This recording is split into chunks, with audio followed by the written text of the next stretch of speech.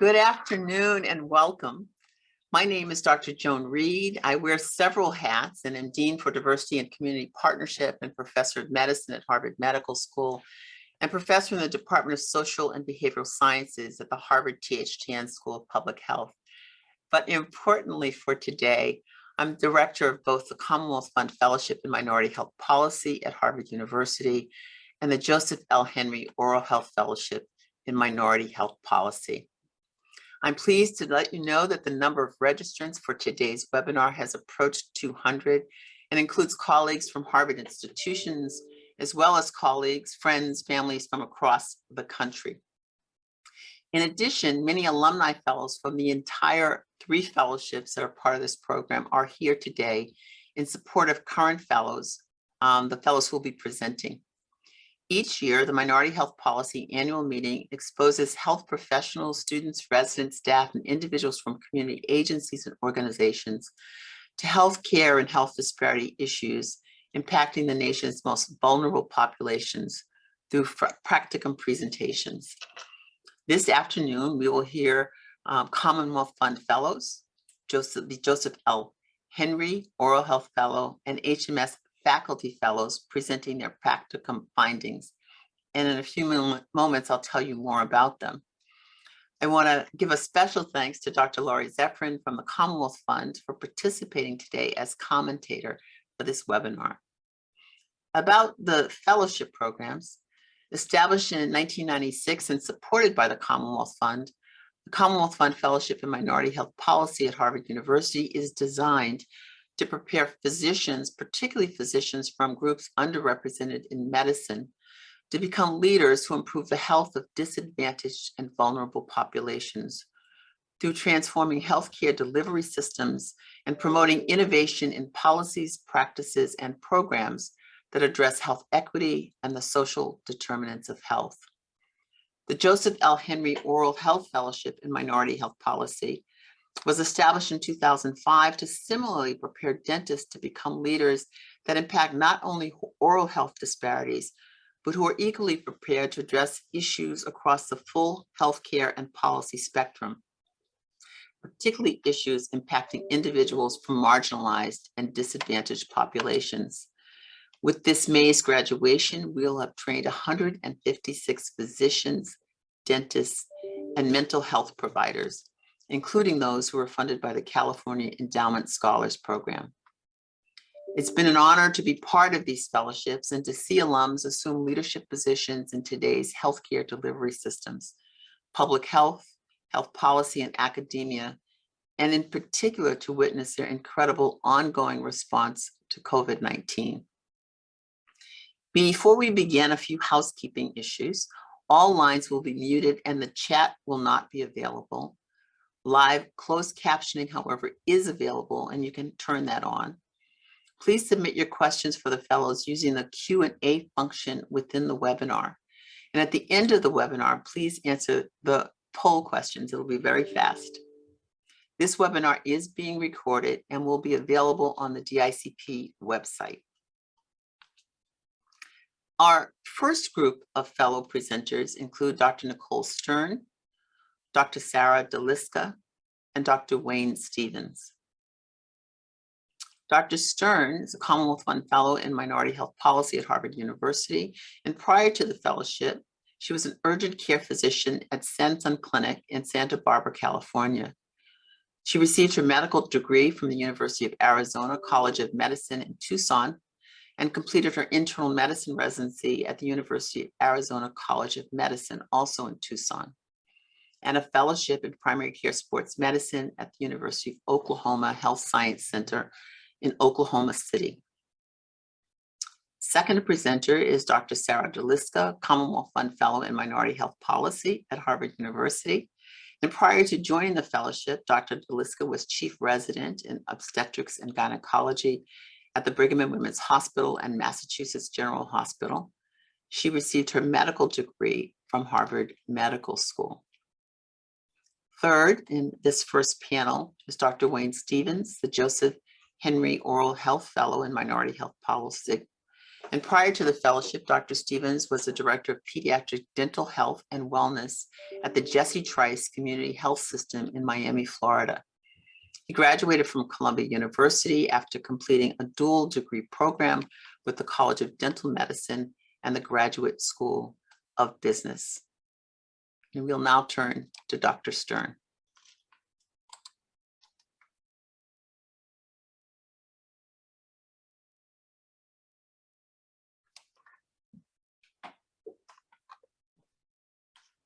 Thank you very much, Dr. Reed. And I am pleased to participate in this conference today. I am Nicole Stern. I'm a member of the Mescalero Apache tribe. And today I'll be talking about building physician workforce development capacity for American Indian communities on the East Coast. Here's a picture I took of some students when I helped co-sponsor, co-host, and co-present the first American Indian Student Health Summit in Santa Ynez, California, near where I live.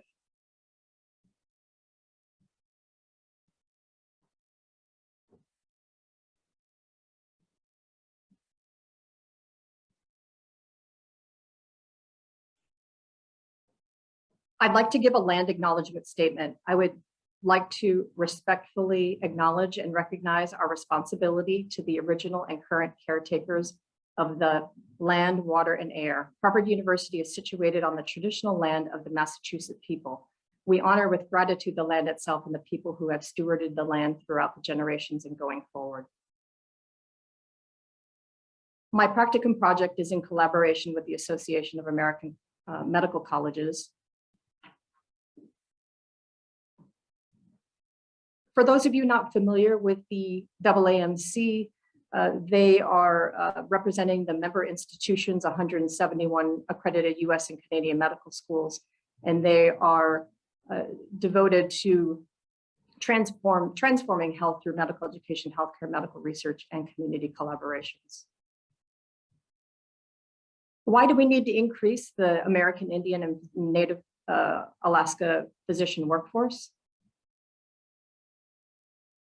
First of all, just so you have an understanding, currently, according to the 2020 census, there are 3.7 million American Indians, Alaska Natives alone, with just a single race. Combined race is 5.9, and total combined and alone is 9.7 million, which makes up 2.9% of the United States population. There are currently 574 federally recognized tribes, 66 state recognized tribes, and many, many tribes without recognition. So it's important to think about the invisibility factor. Here's a picture of Dr. Victoria Stevens, of Association of American Indian Physicians Physician of the Year a few years ago, and the first female orthopedic surgeon. Why is invisibility an issue? It is a modern form of racism. American Indians are often forgotten, not seen in the media, and many people don't believe American Indians or Native Americans experience any type of racial discrimination. This is from Teen Vogue, interestingly enough. So I'm a product of the minority medical education program system that was very successful in the 90s and early 2000s. And I was proud to be profiled in the 25th anniversary celebration. But the reason I'm doing this project is really has a lot to do with where I came from and my journey and how programs such as this are so valuable and important. Currently, the number of active physicians who are American Indian Alaska Native race alone is 0.3% of all active physicians. Comparatively, if you look at the combined race, it's still below 1% at 0.56. When looking at faculty in medical schools, 0.2% are American Indian or Alaska Native alone and 0.48% combined races. So very low numbers of active physicians and faculty. Looking at the data 2017 through 2022, you'll see the number of applicants going down. Not too sure why in 2020-21, this was pre-pandemic application process, the numbers were low. Also, the number of graduates has been creeping down very low. And looking at this and assuming they went to medical school for 4 years, there's an assumption of about 50% graduate. So in collaboration with the AAMC, we co-authored between the Association of American Indian Physicians and them on a paper published online in 2018 called Effective Practices. We profiled 4 medical schools: University of Arizona, University of Minnesota Duluth, University of Mexico, and University of North Dakota. Then we participated, AAIP did, with AAMC, Association of Native American Medical Students, University of Minnesota, with Dr. Mary Owen as the current AAIP president, the American Indian Health Education Consortium, and the Indian Health Service on a summit. One was in October of 2021 virtually. The second most recent one was in March. Very successful, but we identified that the East Coast is a region that is least developed. So physician workforce development is a lever of health equity and pandemic preparedness. The objectives of my talk will be to understand university, state, or tribal policies, to increase awareness and help build sustainable networks, and to identify gaps so we can move forward to improving the number of students from the East Coast regions who end up going to medical school or other health professional fields. Just for some background, the Indian Health Service is divided into 12 regions. I am working with the AAMC and AAIP on looking at the East Coast region and the broader East region. So I decided to look at 5 states in the East Coast, do a needs assessment, have some interviews, sessions, discuss what programs are in existence, and understand what they're doing regarding culturally responsive practices. The 5 states I selected for my project were Florida, Maryland, Massachusetts, New York, and North Carolina. Why did I choose these 5 states? Well, for one, as you can see from the previous map, there's a lot of regional diversity. So North, Northeast, Mid-Atlantic, and then South. Also, the top 3 states out of the 24 states in the Indian Health Service East region with the greatest population of American Indians is New York State, North Carolina, and then Florida in that order. I also wanted to profile Maryland and Johns Hopkins Center of American Indian Health, who I have been a collaborator with for years regarding their Native Vision program and a mentor to students. And I want to highlight in Massachusetts some model programs that have been going on for years at Harvard University. So I'll go over my methods and results.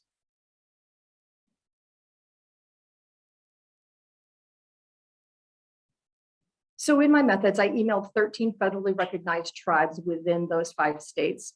And I've completed so far 1 Zoom meeting and have a few more meetings set up so far. I emailed an urban Indian health center to get information from them. And I also found online information. I've been collaborating with the United South and Eastern Tribes, which represent several tribes on the East Coast. And Norma Pole Hunter, my preceptor, emailed 34 medical school diversity deans and leaders on my behalf, and I've recently heard from 10 of them, and also utilized AAMC data. So I thought this was an important slide just to see which undergraduate institutions in the 5 states have American Indian students who are applying to medical schools. We don't know which medical schools these students went to, but it's interesting to see that 3 states in Florida are doing pretty good at the number of students applying.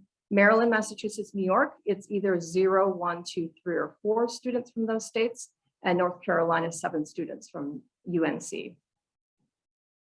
So I'm going to quickly go through some states. I'm not going to read all of the information on the slide, but basically for the layout, I'll be identifying the number of medical schools in the state, the number of tribes. You'll see the number of matriculants, American Indian alone, and then combined race, how many students are native from that state, and then the tribal member estimates from the census. So the Florida had no programs. Maryland, 3 medical schools. I am profiling Johns Hopkins Center of American Indian Health. And just to highlight what Johns Hopkins is doing is they are working with 149 tribal communities in 23 states. They have 3 hubs in the Southwest, a recent one a few years ago starting in Duluth, and then the one in Baltimore. And they've graduated over 2,000 Indian alumni, and many of those have gone on to become health professionals in dentistry, medicine, and other fields. Massachusetts, I'd like to highlight 4 programs. There are 2 federally recognized tribes in Massachusetts. Here are the numbers. The first program is the Harvard School of Dental Medicine. They're doing a portable dental clinic with the Wampanoag tribe of Gayhead Equina. They have a youth program, and they're developing an MOU to continue their collaborations. At Harvard, Brigham and Women's collaboration, the 4 Direction Summer Program started back in 1994 with one of our AAIP members and 5 other students. And so that's going to be in its 26th year, and that's an 8-week summer research program for American Indian students. A new program starting this summer 2022, started by Victor Lopez Carmen and Valerie Dobies, and that is a program to help bridge students from tribal colleges and community colleges into pre-health professional programs. And that's a 3-week summer immersion program with a longitudinal piece.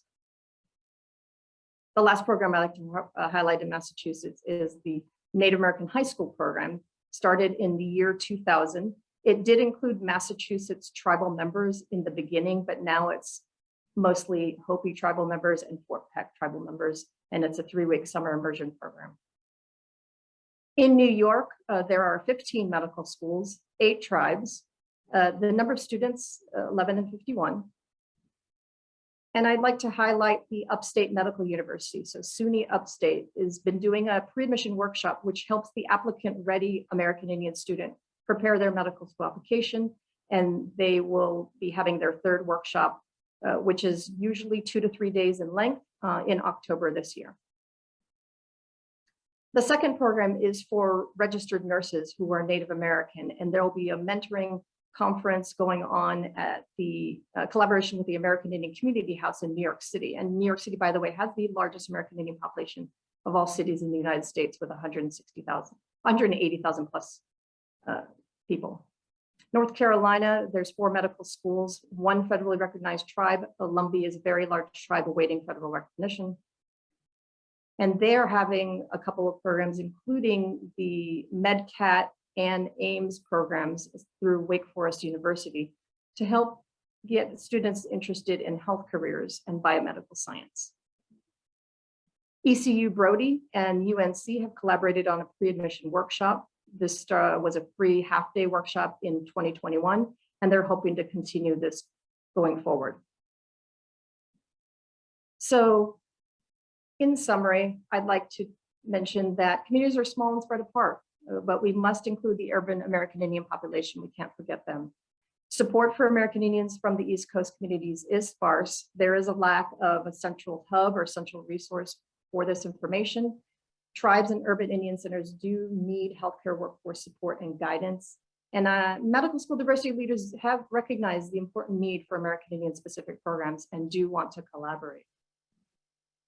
But the points I want to make about the East Coast is there are some successful programs, but we need many more programs.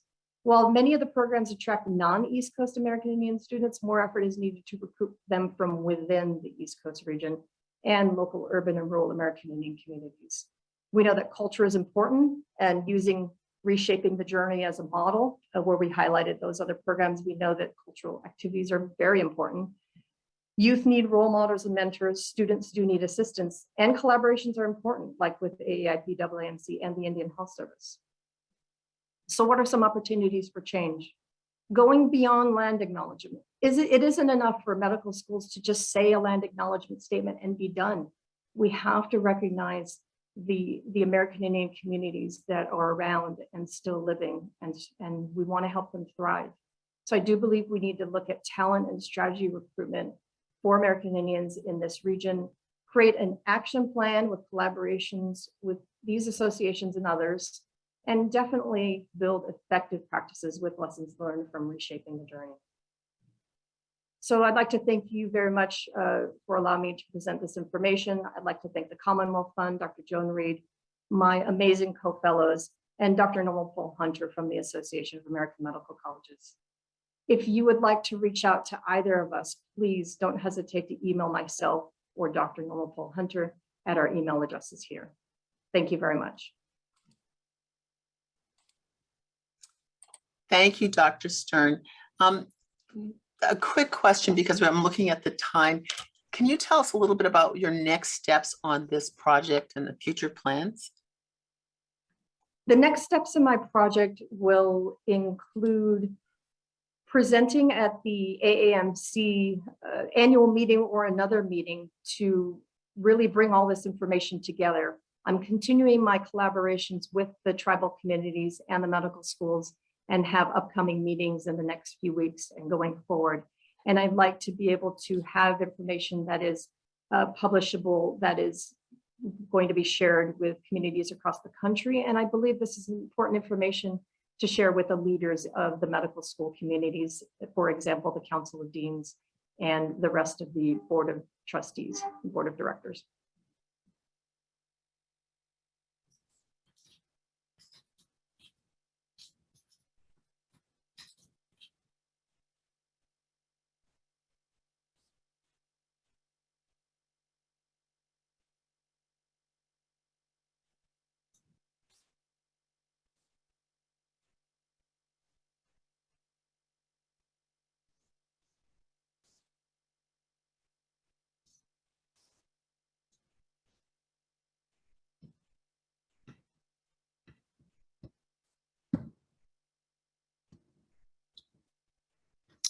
Good afternoon, everyone. I'm Sarah DeLiska, and I'm pleased to present my practicum project entitled Developing a Framework to Improve Maternal Wellbeing through a Goal-Oriented Longitudinal Coaching Intervention. My goal in this presentation is to walk you through my practicum journey. I came to the fellowship after completing a residency in obstetrics and gynecology.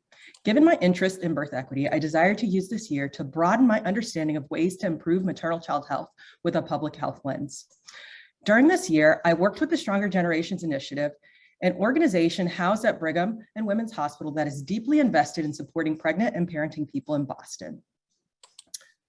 When we dive into the data of the status of maternal child health in the United States, we see that pregnant persons in the US are 2 times more likely to die from complications related to pregnancy or childbirth when compared to other developed nations. When the data is further stratified by race, Black women are 3 to 4 times more likely to die from pregnancy-related complications. When considering additional racial disparities in pregnancy outcomes, Black, American Indian and Alaska Native, and Native Hawaiian and other Pacific Islanders have a higher incidence of preterm birth, a higher incidence of low birth weight infants, and then also later starts and lower prenatal care attendance all in all. These are all suboptimal outcomes.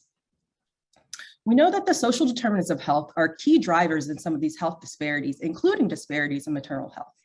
It's also been reported that 70 to 80% of health is actually affected by these social determinants of health. The social ecologic framework suggests that there are levels of targeted interventions to influence behavior change that correspond to improved health outcomes. I specifically partnered with Stronger Generations because it afforded me the opportunity to learn about a public health intervention with a community and individual level focus. In my practicum with Stronger Generations, I specifically worked on the Family Partnership Program. In this slide, I show the patient journey through the program or intervention. So pregnant persons who meet the designated risk criteria are referred into the program. This is a longitudinal intervention that works with a pregnant person from the 3rd trimester of pregnancy, beyond delivery, beyond the initial acute postpartum period, into the infant's 2nd year of life. The intervention consists of a family partner or coach who meets with participants at regular intervals using motivational interviewing techniques and behavioral change theory to help women achieve their stated goals and reflect on the barriers and facilitators to goal achievement. There are 5 skill building areas delineated by the Family Partnership Program that guide goal selection for participants.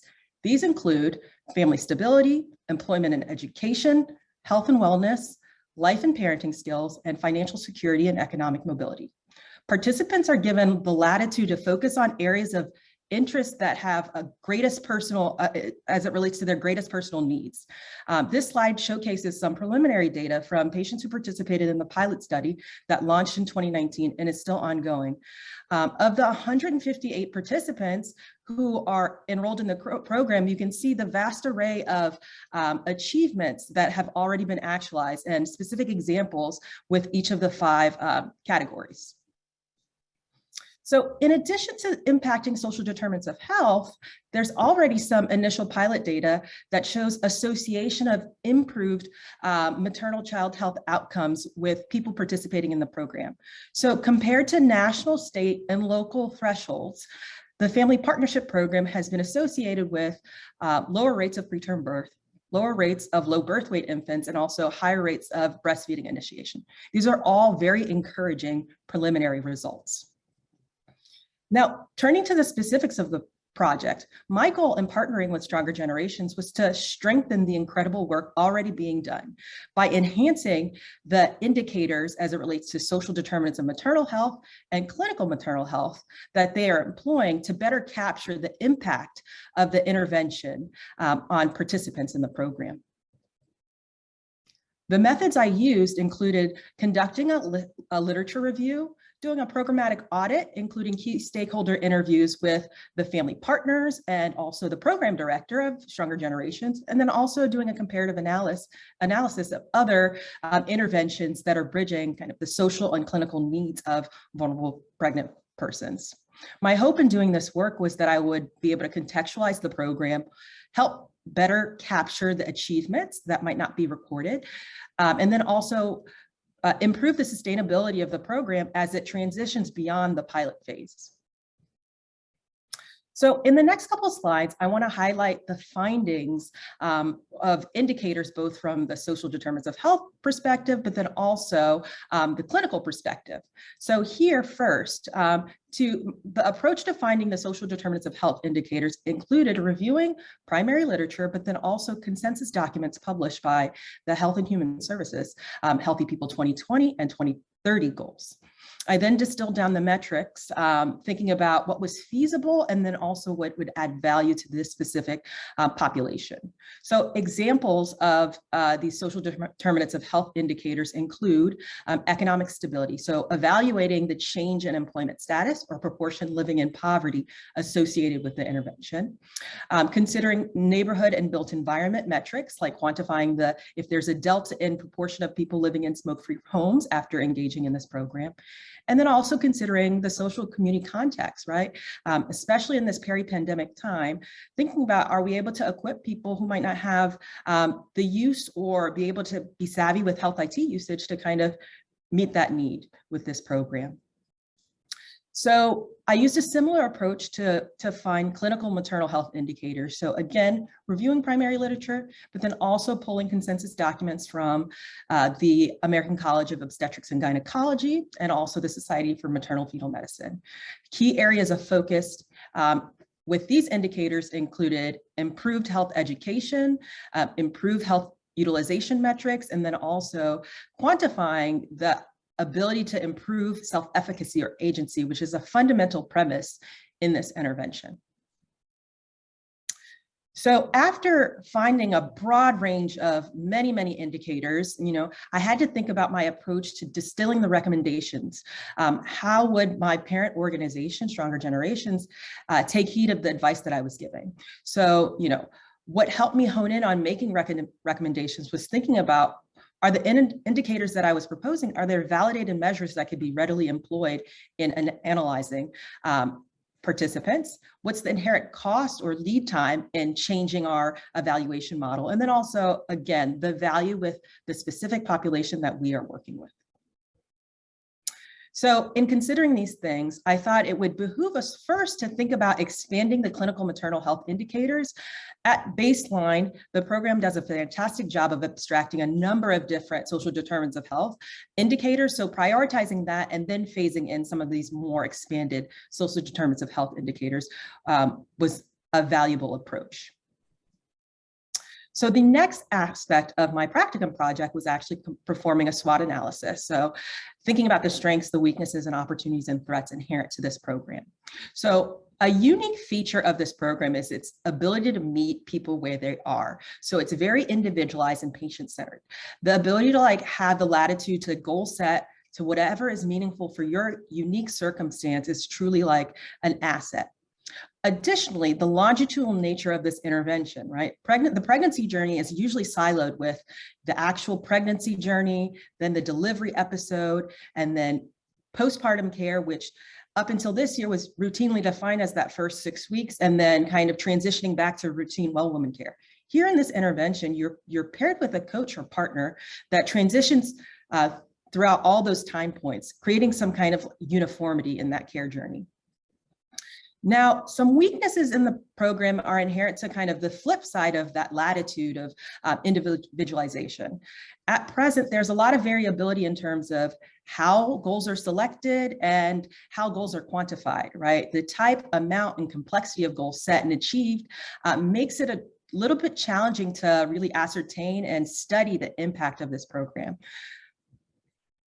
In terms of opportunities, being paired with a coach or family partner, especially when you already have risk factors or vulnerabilities related to the pregnancy, affords you the opportunity to improve health literacy in participants. So the degree in which individuals are able to find, understand, and use information and service related to their health decisions, and then also family decisions, is a huge asset. And then also an aspect that I learned in talking to some of the family partners or coaches themselves is this unique ability to be a cultural broker. Many of the participants in this program, might not be from Boston, United States, might not be savvy to the care system. So having somebody who can really decode, like, what is the purpose of the prenatal care journey? How do you interface with the different aspects of care is really unique. Now, some of the threats that I identified is, there is some other programs that exist that have primary or secondary goals of addressing the social determinants of health needs and also the clinical needs of vulnerable populations, similarly defined with our intervention. Now, these include group prenatal care, doula programs, and also home visiting programs. Now, I see value in kind of learning about how these programs were able to grow and add value both to the patients that they're serving, but also the systems that they're kind of codified in, and the payers. So really a learning opportunity, because although there's complement and overlap, they're not identical. Now, from my SWOT analysis, I again provided a number of recommendations. So thinking about really the process, how can we standardize this process to create some uniformity and also create more value in the offerings? Thinking about investigation, now that we have enhanced social determinants of health and clinical maternal health indicators, there's value in doing a retrospective study with subgroup analysis to quantify the impact of this proposed, the hypothesis intervention on outcomes. It would strengthen the whole overall premise of the study. And then lastly, considering the policy implications of this work, right? How are we meeting the needs of the patients, the health system that this is a part of, and also the payers? Also understanding the typical return on investment might not just be financial. I see a generational impact related to this work. As we're helping women better themselves and their family, that might not be able to be captured in the usual time scale at which we think about value. And with that, I want to acknowledge a number of people who have made this, who've been instrumental in my development this year and have made me able to perform well on this project and also kind of further develop in my aims to improve maternal child health outcomes. And then I also want to acknowledge the source of my daily support, which comes from my family,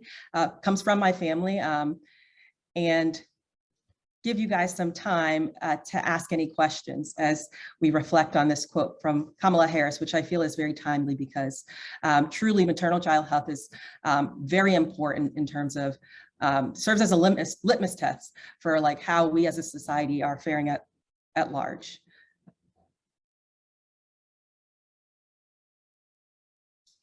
Thank you very much, Dr. Taliska. As you present this and this wonderful work, but you also mentioned that there are some other programs that are out there. Can you just share with us, we have a brief time, a little bit more about what you mean by return on investment? As we consider this program, we consider some of the other kinds of programs, and what do you mean by we need to take these other forms of return on investment into consideration? Yeah, thank you for that question. So, in doing a comparative analysis, I look to see, right, the models of improvement and kind of what's been published in terms of like financially, right? Like health systems and payers are investing dollars and cents into these programs like group prenatal care, like the doula program, and showing that there's cost savings as they ascribe it to some of these health indicators. And what I was saying is that, that's a usual metric for defining return on investment, like cost saving, like less NICU stays, less morbidity, but like thinking about the fact that in this intervention, we're actually helping women to self-actualize, to get agency, to like improve in certain areas and translate that skill into other areas of their life. We might not be able to capture that improvement with on a short time scale or with dollars and cents. So that's what I mean by thinking, broadening our perspective on the return on investment. Thank you very much. Thank you. We're going to now turn to our third presenter in this panel, Dr. Stevens.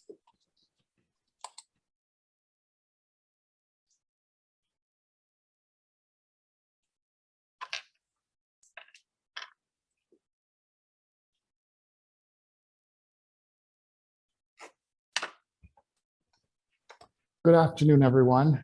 I'm Wayne Stevens, and I'm pleased to follow the amazing presentations that went before. And my project is using behavioral science to improve the performance along the Mass Health health quality oral metric. So Mass Health, for those of you who are not familiar, is the largest payer of public health insurance in Massachusetts. So among its duties, Mass Health administers Massachusetts' Medicaid program.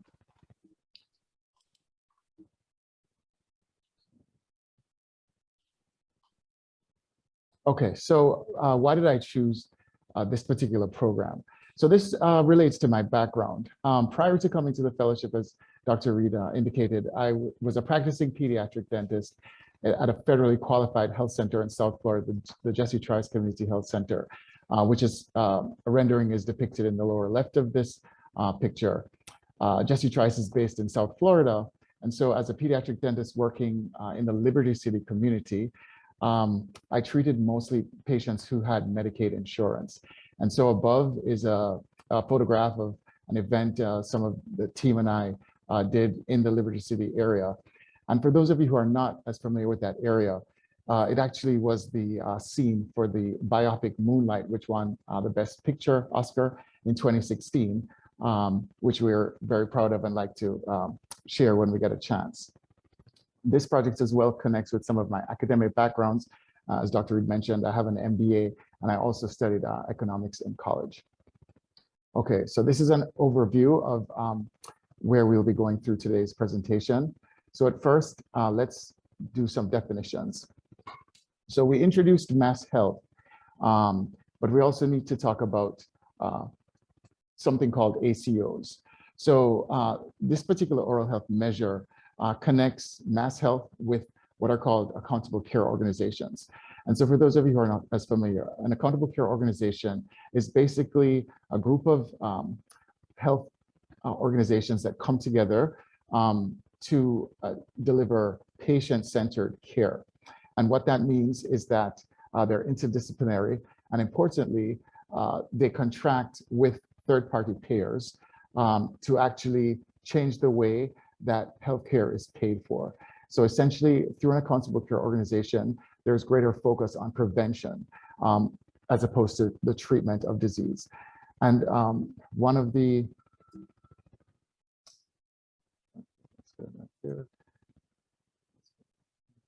right. So in terms of the ACOs, value-based contracts are examples of these, places like Kaiser Permanente. And so this arrangement is unusual, as I was saying, because it moves towards prevention and less towards fee-for-service care. Okay, so the organization I worked with is called C3, which is the local ACO community care cooperative. And what is unusual about C3 is that actually it is comprised, or its history was being made up of federally qualified health centers. Now, most ACOs are based around academic medical centers, major hospitals. So to my knowledge, C3 was the first and maybe the only arrangement of this kind in the country where FQHCs formed their own ACO. So C3 is relatively young. It was formed in 2016 from 9 federally qualified health centers, and they have since expanded to now have 18 partner centers all across the Commonwealth. Okay, so that's C3. We spoke a little bit about Mass Health, and now we're speaking about the actual oral health measure that relates to ACOs. So this is a relatively new measure. It was started in 2020, And so as a measure of prevention, it relates the percentage of ACO members who are under 21, so pediatric members, who have received a dental examination within the last year. Why is this important? This measure, which is in accordance with guidelines from the American Academy of Pediatric Dentistry, basically is trying to get patients into continuity of care and into regular care with an emphasis on prevention and screening rather than downstream effects of disease. Okay, so the goal of C3, so along this measure, C3, you'll see on the left here, in the year 2021, was at 37% in terms of compliance with this measure. So what this means is that 37% of eligible patients in this population visited the dentist within the last year for a comprehensive exam. So the goal of C3 was to improve that performance to 54%. The way ACOs work, as you perform better along a metric, some of those savings from getting more people into prevention versus the treatment of disease, some of that is returned to you in financial compensation. Now, one of the challenges is that with an oral health measure applying to all the universe of patients, we're talking about 58,000 patients. So it's a lot of individuals in comparison to some of the more disease-specific metrics, you know, obesity or something like diabetes. So it's a very large number of patients in this population. So the question then becomes, you know, can we actually move that needle from 37, and how might we be able to do so?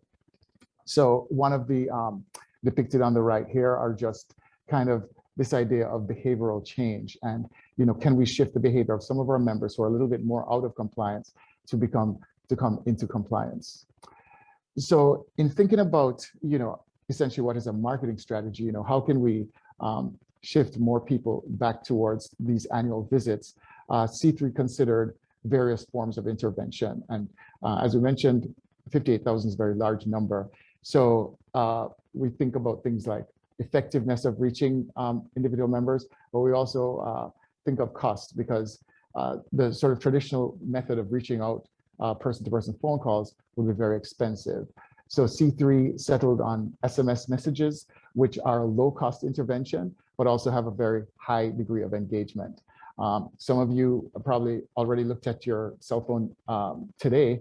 And so this cell phones or SMS messages are a unique way to get health information, because people have a lot of engagement with these devices.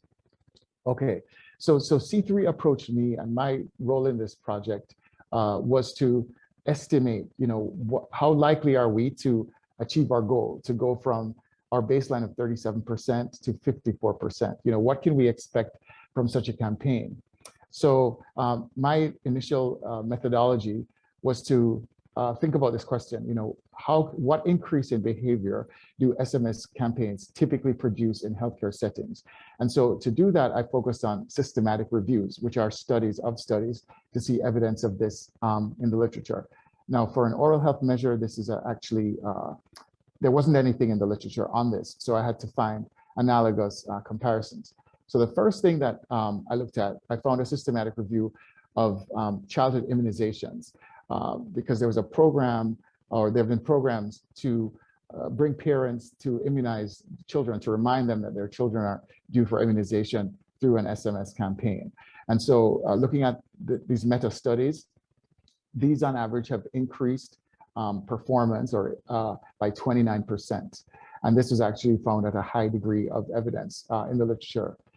Additionally, I chose to look at appointment reminders. Most of the literature is around appointment reminders. So this is where SMS has typically been used in healthcare to remind people that they have an appointment, to reduce kind of our no-show rate. So here we kind of have two ranges. We have two ranges, 29% from immunizations, 14% from appointment reminders.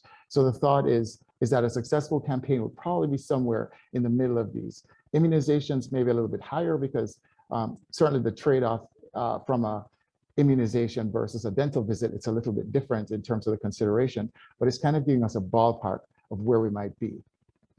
Okay, so applying both of those sort of an upper and a lower bound to the 37% that C3 is currently at, with a traditional form of messaging, we might expect an interval between 42 and 48% if we have results that are consistent with the literature. So the question then became, for me, with 48% obviously being lower than the stated goal, are there other ways that we can optimize the use of these messages to achieve an even greater result? And so this is where behavioral science comes in. So one of the theories that I investigated, which was developed right here in Massachusetts, is called the theory of planned behavior, which has actually been a behavioral science intervention used in healthcare settings. And basically the theory of planned behavior, and this actually connects a little bit with the coaching that Dr. DeLisco was talking about from the last presentation, is that essentially at an individual level, not a systemic level, but at an individual level, behavior is driven by these three factors on the left, by the individual's attitudes, secondly, their subjective norms, and thirdly, their perception of their being able to sort of control this behavior. And some of these ideas are outlined in the book Nudge, which you may be familiar with. So what kind of nudges can we make these messages more engaging to elicit greater behavior? So this is an example of kind of a traditional healthcare reminder message, which is basically fact-based and solely information-based. But there's no nudge here sort of evoking a greater connection to a certain action than there's no nudge in this message. So can we apply nudges to a sort of inert message to get a greater level of compliance?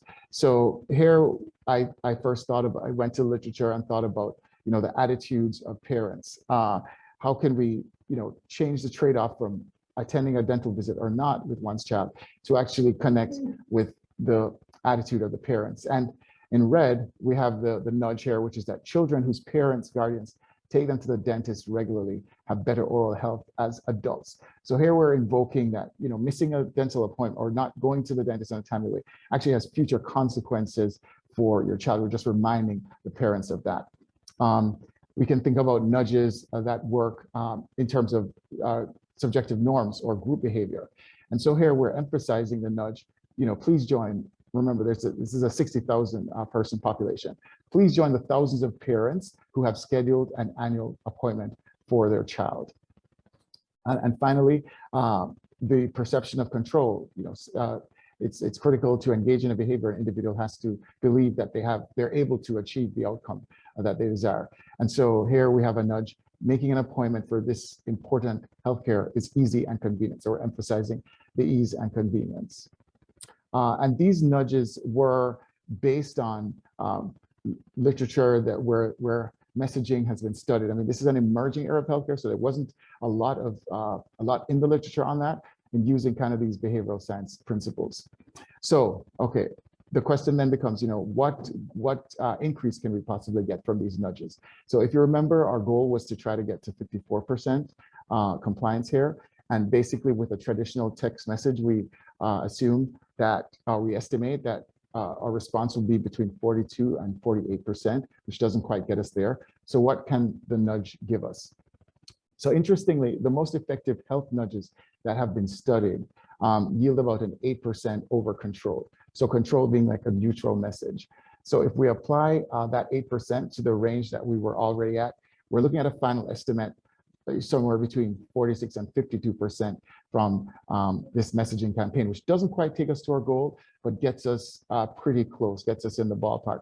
So what are the next steps in this project? So essentially we need to test messages, because as you see, the different messages have the ability to really achieve greater performance along this metric. So we'll do a pilot. I'm recommending a pilot on 1% of patients who are out of compliance with the measure, and then trying various nudges. And then based on that, we'll be able to arrive at the optimal messages to send to the wider population. And finally, I would just like to acknowledge and to thank those who have been involved with this project. I'd like to thank C3. They're doing incredible work, and our pioneers and innovators, in particular, Joseph Mando, who is the Director of Quality and has served as my preceptor. Also like to thank Dr. Giannobi over at the dental school, and Dr. Reed, her team, and my Commonwealth Fund fellows who helped and really refined this presentation. So thank you very much. Thank you, Dr. Stevens. You've talked about different kinds of nudges and messages and what you learned from your review. Sort of looking at vaccines and looking at appointment reminders. Did you see anything, or do you have any thoughts about how nudges might work differently in different populations? Or is there any literature on that, or any thoughts on that? No, that's a great question, and that is part of the reason for doing the pilot, because you're right. Nudges work differently in different populations, and certainly in some of the appointment reminder studies, the effects tend to be at sort of a lower socioeconomic level. The effects tend to be not as strong. So, one of the things I didn't remark on was kind of the systemic factors of some of these barriers. So the level of individual decision is, one important component, but for these populations, sometimes the systemic barriers are the overwhelming ones. But yes, our pilot will help to drive what works better for this particular population. And I didn't find that actually in the literature. Thank you. Thank you. And one last, just very quick question. You talked about, this is sort of an individual approach. Have you thought about, or C3 thinking about other approaches to try to increase compliance beyond approaching the individual at this level? Yes, that's a great question as well. I think one of the challenges just in this healthcare environment and working with federally qualified health centers is just staff shortages. So, at the ACO level, we didn't want to burden the centers with some of the manpower that the intervention was trying to be directed at a level that was able to be sort of automated. But I think individual centers could be targeted for more support where the compliance is. There's a wide range across centers. So maybe a more interventional approach for some of the centers that have lower performance on the metric. Very good. Thank you. Thank you for that. Thank you. As we look at the program, as opposed to taking a break, we're actually going to go right into our second group of presentations. I want to thank and say congratulations to Dr. Stevens, Dr. Deliska, and Dr. Stern, and thank you for your presentations. As we continue, we're now going to be hearing from Drs. Tracy Yang, Shallow Osini, and Joshua Budu. Dr. Yang is a Commonwealth Fund Fellow in Minority Health Policy at Harvard University, and prior to the fellowship, she was a resident physician at New York Presbyterian Morgan Stanley Children's Hospital in New York. She received a Master of Philosophy in Medical Anthropology from Oxford University and her medical degree from Johns Hopkins University School of Medicine. Dr. Osini is a Commonwealth Fund Fellow in Minority Health Policy at Harvard and is an assistant professor in surgery at Massachusetts General Hospital.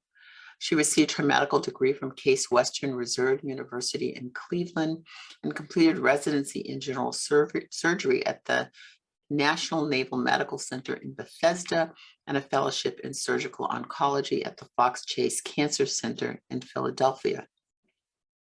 And Dr. Budu is also a Commonwealth Fund Fellow in Minority Health Policy at Harvard University and is a clinical fellow in neuro-oncology at Massachusetts General Hospital, the Dana-Farber Cancer Center, and the Brigham and Women's Hospital. He received his medical degree from Morehouse School of Medicine. We'll start with Dr. Yang. Wonderful. Thank you so much, Dean Reed, for that wonderful introduction. And thank you all for being here with us today. My name is Tracy Yang, and today I'll be presenting on the development of a health equity incentive program with Mass Health pediatric considerations. First, I'll be discussing why I chose this project and why I'm passionate about this work and give a brief overview. I'll then follow with background about Mass Health's Health Equity Incentive Program, and then talk specifically about my project and my methods, results, and recommendations. So why this project? I'm a pediatric hospitalist. As Dean Reed mentioned, I recently graduated from residency training. And when I was a senior resident on the pediatric wards, every day I would engage in interdisciplinary rounds with the medical team, social workers, and care coordinators. And we would talk about trying to address different barriers our patients had to care. We would write letters of medical necessity, try to make sure medications were delivered to the home. And every day we would run across at least one, if not several, systemic and structural barriers to our patients' care that I felt powerless against as an individual physician. So I was really excited and jumped on this opportunity to be able to work with MassHealth to try to address some of these systemic barriers to care. The objectives for my project were to make recommendations on health equity measure stratifications based on literature review.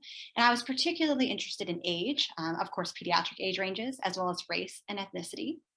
From there, I performed a data analysis of existing 2019 MassHealth data from their ACO quality measures. And I was interested in understanding whether there were any pediatric versus adult differences in measure outcomes, and then looking by ACO to see if there was any variation in pediatric outcomes. And finally, I wanted to contribute to the design of a component of the Health Equity Incentive Program, which I've been working on through their language piece.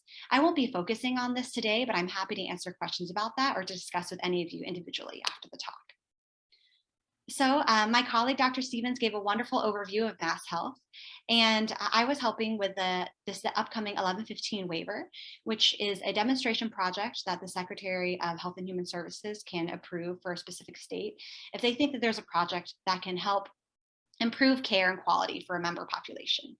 In particular, I'll highlight this third goal, which is advancing health equity and focusing on health-related social needs and specific disparities identified in our population. An overview of the Health Equity Incentive Program, you can see that there are 3 general domains, which will be phased in over this 5-year waiver period. So first is actually collecting social risk factor data. And the goal here is to achieve complete, standardized, and importantly, self-reported social risk factor data. This will include race and ethnicity data, language, and disability, among others. And of note, these are of course all proxies for some of the systemic and structural barriers such as racism and discrimination that are captured by these characteristics. Next, the goal is to identify and analyze these disparities. And then finally, towards the end of the waiver period, the goal is to actually reduce these identified disparities in quality performance. So in thinking about this incentive program, which is an example of value-based care, what makes pediatric populations different? For one, kids tend to have limited cost savings within the health sector when you compare them to sicker adults. And in particular, your cost savings might not fit neatly within a financial or calendar year. Benefits to children accrue over a longer time course, sometimes over the life course. Benefits in pediatric populations and interventions also tend to impact other sectors outside of health, for example, education. And finally, children live within the context of their caregivers and their families. So it's extremely important to try to understand how we intervene on the family unit within an ACO or within a health equity incentive program. The methods for my project included attending MassHealth's internal and external meetings. I really wanted to try to understand where this health equity incentive program fit within MassHealth's overall work and how they relate to other organizations. From there, I performed a literature review to make recommendations for short-term and waiver period data collection and stratification, particularly by age and race and ethnicity. From there, I performed a data analysis stratifying outcomes by age, and then finally contributed to a health equity incentive program proposal development by looking at the health equity summary score methodology, for example, one that was created by Medicare Advantage, as well as recommendations for the next waiver period about language data collection on the member application. So first, to go over the literature review. So I performed this literature review for 9 measures of the existing and upcoming waiver, and I'll just be highlighting 2 of the measures here. The first is follow-up after hospitalization for mental illness, and this spans an age range from 6 years old to 64 years of age. Based on my literature review, I did find that there is a decreased likelihood, particularly found among Medicaid populations, of follow-up after hospitalization associated with non-Hispanic Black race when comparing to other groups. This particular study did not find any differences between age categories. However, publicly available data from the CMS core set indicates that actually there are differences in pediatric outcomes versus adult. So in the short term, I recommended narrower age ranges for stratification so that we can understand differences, for example, between early childhood, early adulthood, and later adulthood, and then stratifying by race, at least by non-Hispanic Black and non-Hispanic White categories, if not all categories. And you can see the long-term recommendations are to stratify by all race and ethnicity categories when they're available and self-reported. The other example measure I'll go over is initiation and engagement of alcohol or other drug abuse or dependence treatment from ages 13 to 64. This is a CMS measure. Initiation involves starting either medication or intervention within 14 days of diagnosis of a dependence. And engagement indicates another intervention or medication within 34 days of initiation. And here, the Massachusetts Health Equity Dashboard indicates that Black patients actually access treatment about 5 years later than other groups when you look across the life course, and that this is associated with worse outcomes. So again, my recommendation was to try to understand more specifically by age ranges how the outcomes differ, and then also to stratify by race as well. And for this measure, which I'll discuss in more detail, also to consider further stratification by substance, there's an other category by age. So next, I'll discuss the data analysis that I performed on existing Mass Health quality data from the 2019 calendar year. Here you can see the results for follow-up after hospitalization, as well as after emergency department or ED visit for mental illness. You can see 7-day as well as 30-day follow-up outcomes. And then in the light orange is the pediatric population, 6 to 17, and the darker orange are adults. And overall, you can see that there are higher percentages of follow-up for the pediatric population compared to adults. And that actually there's also higher rates of follow-up after emergency department visits overall when compared to follow-up after hospitalization. Next, this is the graph demonstrating engagement with alcohol or substance use or dependence treatment. And here you can see the 3 categories I mentioned: engaging in alcohol, engaging in opioid use or other, as well as total results. And the orange, again, is our pediatric population, and the gray is adult. And overall here, you can see that pediatric performance is actually poorer than adult performance. One thing I'd like to point out is that you can see at the bottom for the sample size that 80% of the pediatric sample was in the engage other category. So without disaggregating this data, it's actually hard to have a clear idea of what the substances are that pediatric patients are using and what they may be lacking follow-up for. Next, I compared the data by ACO and looked specifically at pediatric comparisons.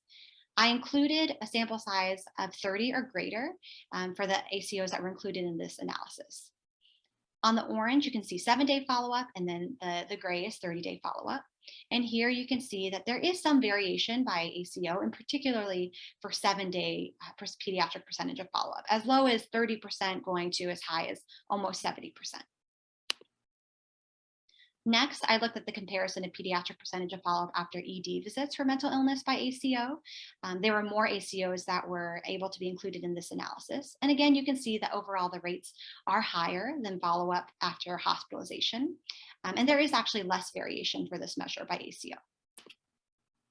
And then finally, the comparison of both pediatric rates of initiation and engagement with alcohol or other drug use dependence treatment. You can see that the orange is total initiation, which is overall much higher than the gray bars of total engagement by ACO, and that there is some variation, particularly by engagement, and that overall rates are quite low. So overall, to summarize my findings, we did find that there are differences in pediatric and adult performance across the measures included in this analysis. For example, pediatric populations perform better when looking at follow-up after ED or hospitalization visit for mental illness. However, pediatric populations fared worse when we looked at alcohol or substance use treatment and follow-up for their care. And again, it was interesting to note that ED follow-up rates for mental illness were actually higher than after hospital care. And as a pediatric hospitalist, this is something I found particularly interesting, and I hope to be able to delve more into any of the process or reporting factors that are behind these differences. I also found that pediatric population performance varies by ACO, and really little is understood about the drivers behind observed variation. Some hypotheses, which I also hope to investigate, are whether being affiliated with a pediatric center within the ACO has any bearing on outcome, or perhaps the size of the pediatric population. Next, I also found that the majority of referrals for the pediatric sample under alcohol substance use and dependence treatment measure were under the other category. And as I mentioned earlier, this really masks sort of what the true findings are and barriers to referral may be. And finally, you may have noticed that there was no data reported about race and ethnicity, and this was due to limitations of self-reported availability of this data, which limited possible stratifications for these measures. And really sort of emphasizes the importance of MassHealth's commitment to collecting this self-reported data over this next waiver period. So my recommendations are that MassHealth should routinely stratify health equity measures by age and adjust age ranges where applicable, and that aggregate performance that include both adult and pediatric populations might mask important disparities by age group. Also, MassHealth should collect and routinely stratify health equity measures by self-reported race and ethnicity. Finally, MassHealth should design incentives that are specific to the particular needs of children and families, and these might include measures that are outside of the health sector, for example, including a measure about kindergarten readiness. And that also, it may come up that there are additional variables that are helpful to stratify for specific measures, such as the other in the substance use measure. So I'd like to end, I have a lot of people to thank. I'd like to thank the generous support of the Commonwealth Fund and the HMS DICP office, particularly Dr. Joan Reed and all of her support and the countless hours she's spent with us in helping and supporting these presentations, as well as my Commonwealth Fund co-fellows. I would like to thank my MassHealth preceptor and the team, particularly Dr. Claire Felice, as well as the Harvard School of Public Health Practicum team. And last but not least, I would love to send a huge thank you for my family, who without their love and support, none of my work would be possible. And I'm very happy to be able to share my findings from the project with you all today and looking forward to your questions. Thank you all. Thank you, Dr. Yang. As you sort of walk through this presentation, and the increased interest in work in building health equity into value-based purchasing, can you speak a little bit about how organizations like MassHealth could ensure that they're working collaboratively with others in moving this forward? Thank you, Dean Reed, for that question. I think it's such an important thing to consider when there's so much important work being done in this health equity sphere, and particularly in value-based purchasing, to make sure that organizations are working in concert and not disparately. One thing that I've seen that's been very effective through the year is that MassHealth has been collaborating with the Executive Office of Health and Human Services, as well as the Massachusetts Health Policy Commission on a Quality Measure Alignment Task Force, where they've actually convened experts for a number of different sectors, private, public, academic, community, to talk about, one, what the data standards should be and how they should be collected across these organizations, as well as also discussing accountability and making sure that the providers who are serving patients who have the least access or the most barriers to care are not actually penalized by these programs. Thank you very much. Thank you for your presentation. We're now going to turn to our next presenter, Dr. Osini.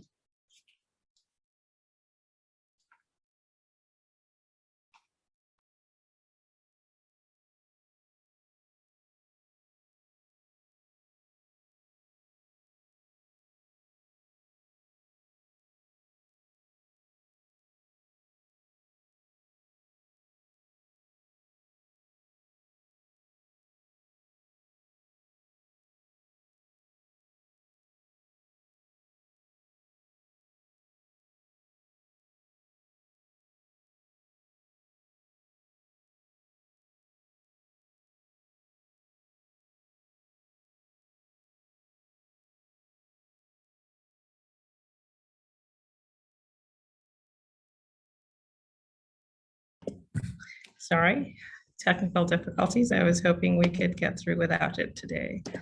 So I will share my screen again.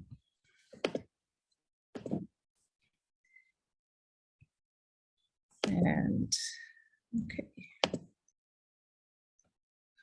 Yep, so thank you very much for letting me talk to you about my Practicum project today, which was developing a health equity metric for surgical care and cancer. I'd like to talk about, why I chose this project, some of the the challenges of developing a health equity metric for surgery, the Commission on Cancer with whom I partnered with on this project, and talk about our methods and results and some next steps. And so why I chose this project, this is a picture of Marie. She's a patient of mine whom I met at the beginning of the pandemic in 2020. She was diagnosed with breast cancer in April of that year, but I did not see her until September. And she didn't have surgery until late October. And unfortunately, this is not this is not atypical. This is very common of the patients that I see, particularly patients of color. And I always wonder why, because this alphabet soup on the left is the world of surgery. The National Surgical Quality Improvement Program, NSQIP, the cancer programs of which the Commission on Cancer is part of, the Committee on Trauma Surgeon-Specific Registry. These are all quality programs in surgery. And yet, despite this focus on quality, we don't see it translate to decrease in health inequities. As some of my co-fellows have spoken about, the Affordable Care Act introduced accountable care organizations, and these really brought in value-based care and also quality standards into the practice of medicine. And what we have seen in the world of surgeries is despite this focus on quality, we truly have not seen a significant decrease in health inequity. And so in deciding to approach this topic, I did a literature review of what are some health equity metrics? How do we go about developing these? And there were a lot of frameworks out there. These are just two from the American Hospital Association and Access Alliance, which is another association in Canada. And there are many commonalities. Of course, the first to each of these, to the toolkits, is making health equity a priority. But I want to focus on the second, which is developing structures and practices to support health equity work. And the way people operationalize this, or the way organizations have operationalized this second commonality, is the development of dashboards. So what goes into those dashboards? How do we develop these domains? These are some of the things that I tried to develop in pursuing this project. And there are challenges to this. The first being the lack of standardized data collection. Despite CMS recommending routine collection now of social factors and other demographic factors, we still don't have standardized measures. In addition, hospitals and organizations may collect this, but there's no central repository where we can actually assess this data and build comparisons. And also, when you're trying to determine how well does a hospital meet its equity responsibilities, how well are they doing in this area, you have to determine their catchment area, and we have no precise definition of what that is. The impact of the patient population they serve, and then cost, because it is costly to build some of these tools, and for smaller hospitals, this may be a challenge. And so when you look at disparities in surgical care, there are a number of areas where you can decide to focus on. Access is a huge part, because that determines how soon you get diagnosed, and access to screening also.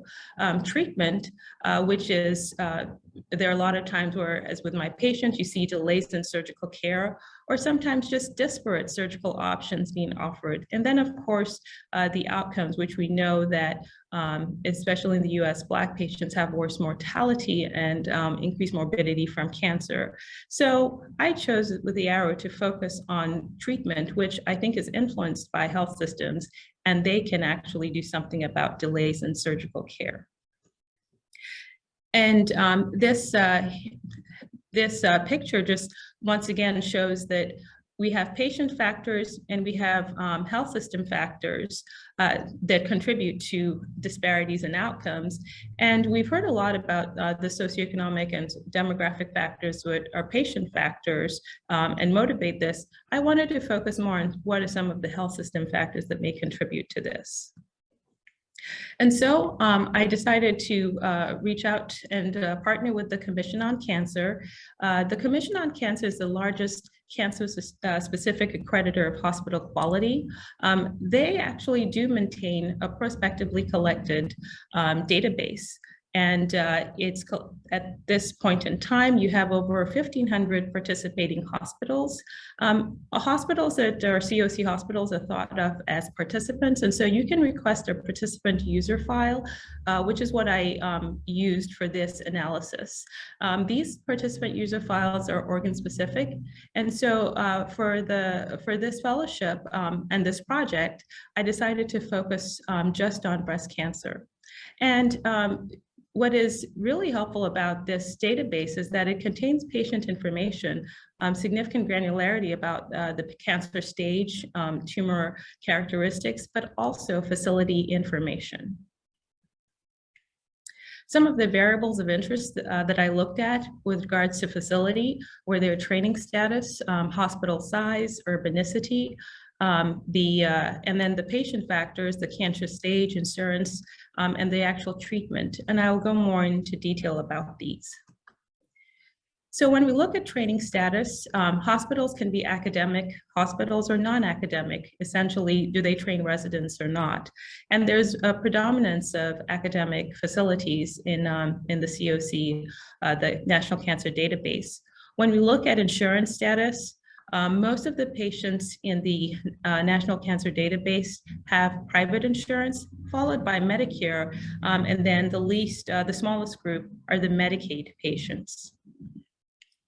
Urbanicity in the National Cancer Database is determined by two things, the population density, but also the distance to metro regions. And so with regards to the population density, rural is essentially less than 2,500 people. Urban goes from 2,500 to over 20,000. And then the metro population under 250,000 to 1 million people, and then metro sites that have over 1 million people.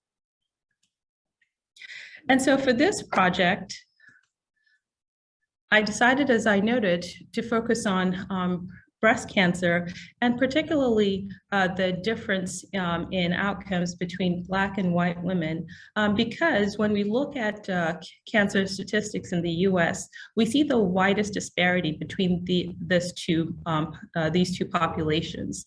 So my inclusion criteria were women, Black and white women with stage 1 to 3 breast cancer. From the database, we had years from 2010 to 2019. The primary outcomes that I looked at were time to surgery, 30-day readmission, 90-day mortality, and then I looked at a difference analysis of time to surgery within 90 days.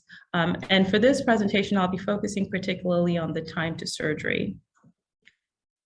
And so in the first stage, we built a multivariable regression model, first starting with patient factors, and then we added facility factors to this. And then in the last stage, to determine the time to surgery within 90 days, we developed a logistic regression model to predict time to surgery within 90 days.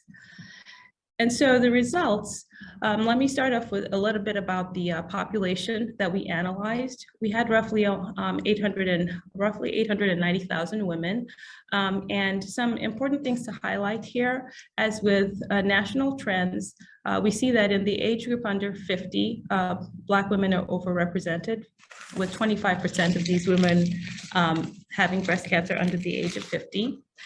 With insurance status, we see that Black women you had 3 times as many Black women on Medicaid compared to white women, and you had a predominance of Black women in the metro regions compared to white women.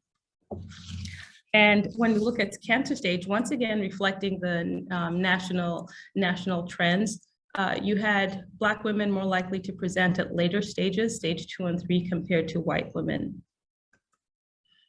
And this is the population distribution of this database. And I basically superimposed it on the map of the US using census regions. And you can see that most of the population in the NCDB data, in the National Cancer Database, were in the South. But even with this, over 50% of Black women treated for breast cancer were in the South. When we look at the median time to surgery, and this graph is for lumpectomy, but it reflects a lot of what we saw with further analysis.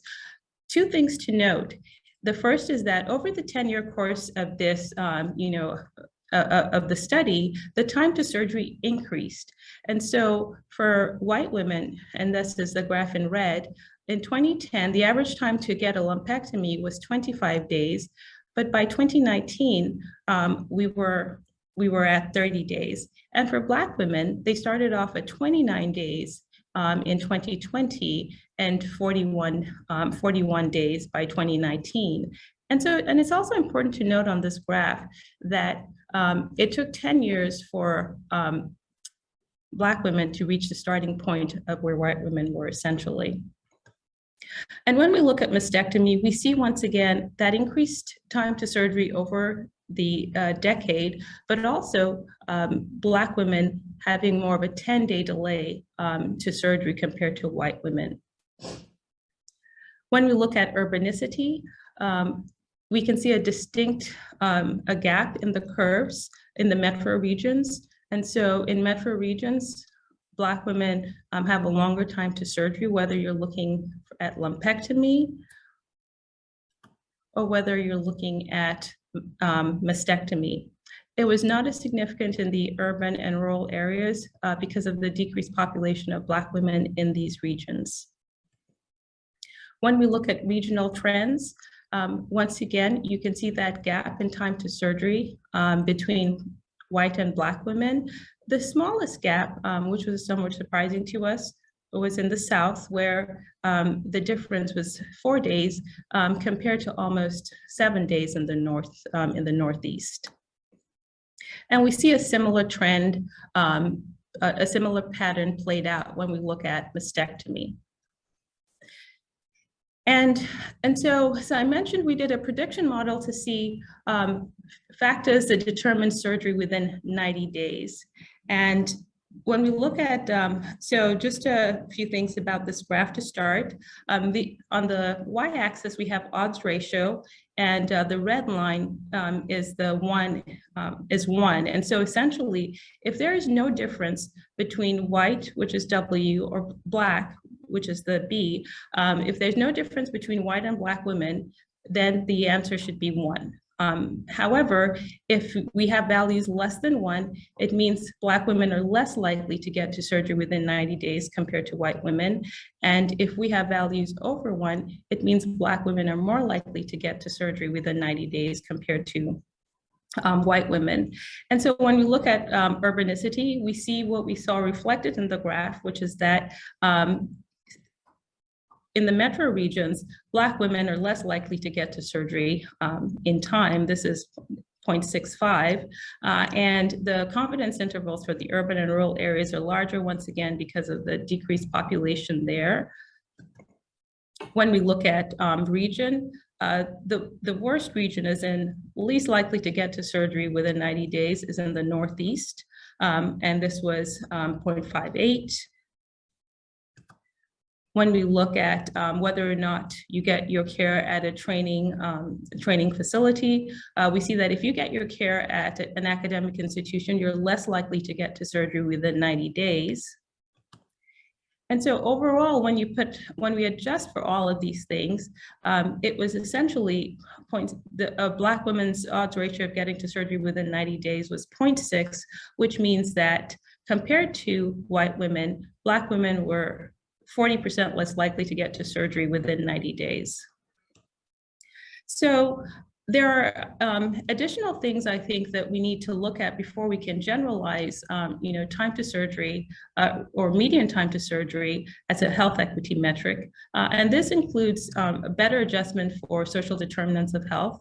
And this is part of what I hope to do in the future by incorporating the social vulnerability index put forth by the CDC.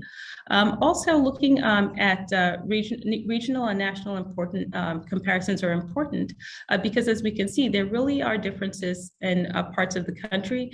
And this reflects the health system factors that they have, the number of physicians, specialties, and facilities available. So this quote from James Baldwin, not everything that is faced can be changed, but nothing can be changed until it is faced, is where we are in surgery. We are now focusing on health equity. And so once again, I'd like to end with Marie. She got her surgery, she's doing well. And she was very gracious in letting me tell her story and take this picture just so that we can, as an institution, better assess what are the needs of patients like Marie and how can we improve.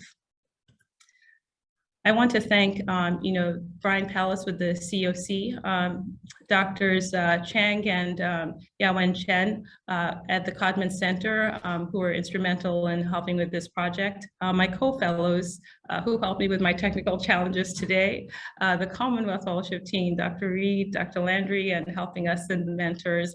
And then most importantly, my family. This is Gabriel when I started, and this is him now. Everyone knows he's like getting bigger and bigger, and it takes a village, and I couldn't have done this without my family. Thank you so much. Thank you very much, Dr. Osini. What I found really interesting is the median time to surgery has increased over this decade for all the groups that you studied. What are some of the factors that might be contributing to this? Thank you for that question. I think one of the most significant factors has been the centralization of care. So we talk a lot about, and high volume surgery leading to improved outcomes, especially in complex surgeries. But when a result of that we don't realize is that we centralize care, and that means that there's greater distance to travel for some patients. There's less resources also because you have maybe a few institutions who are doing a particular operation or can offer the vast range of treatment options. And so while it might improve, once again, it might improve quality, which we focused on, more surgeries, more volume, less morbidity. But a flip side of that is what it's done to health equity, which is that it's increased your time to surgery sometimes. Very good. Thank you very much. Thank you for your work. Our next presenter is Dr. Pudu.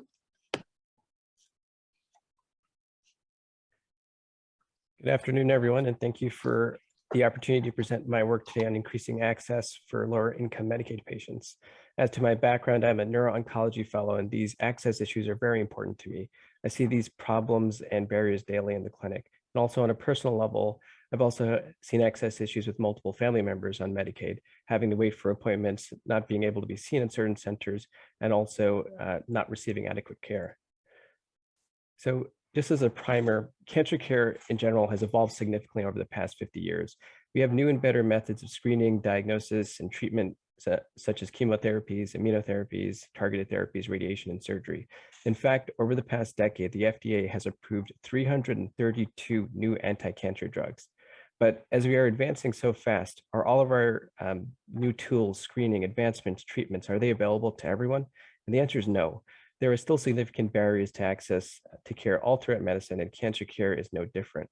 These are just some of the barriers for patients, especially for those from historically underserved and marginalized communities. Ranges from structural racism, insurance issues, language barriers, financial toxicity, health literacy, poor outreach, transportation, and proximity to a cancer center. So my project really is trying to improve access to care and removing these barriers. So I work with MassHealth, the Massachusetts State Medicaid Organization. I focused on two ways to improve access.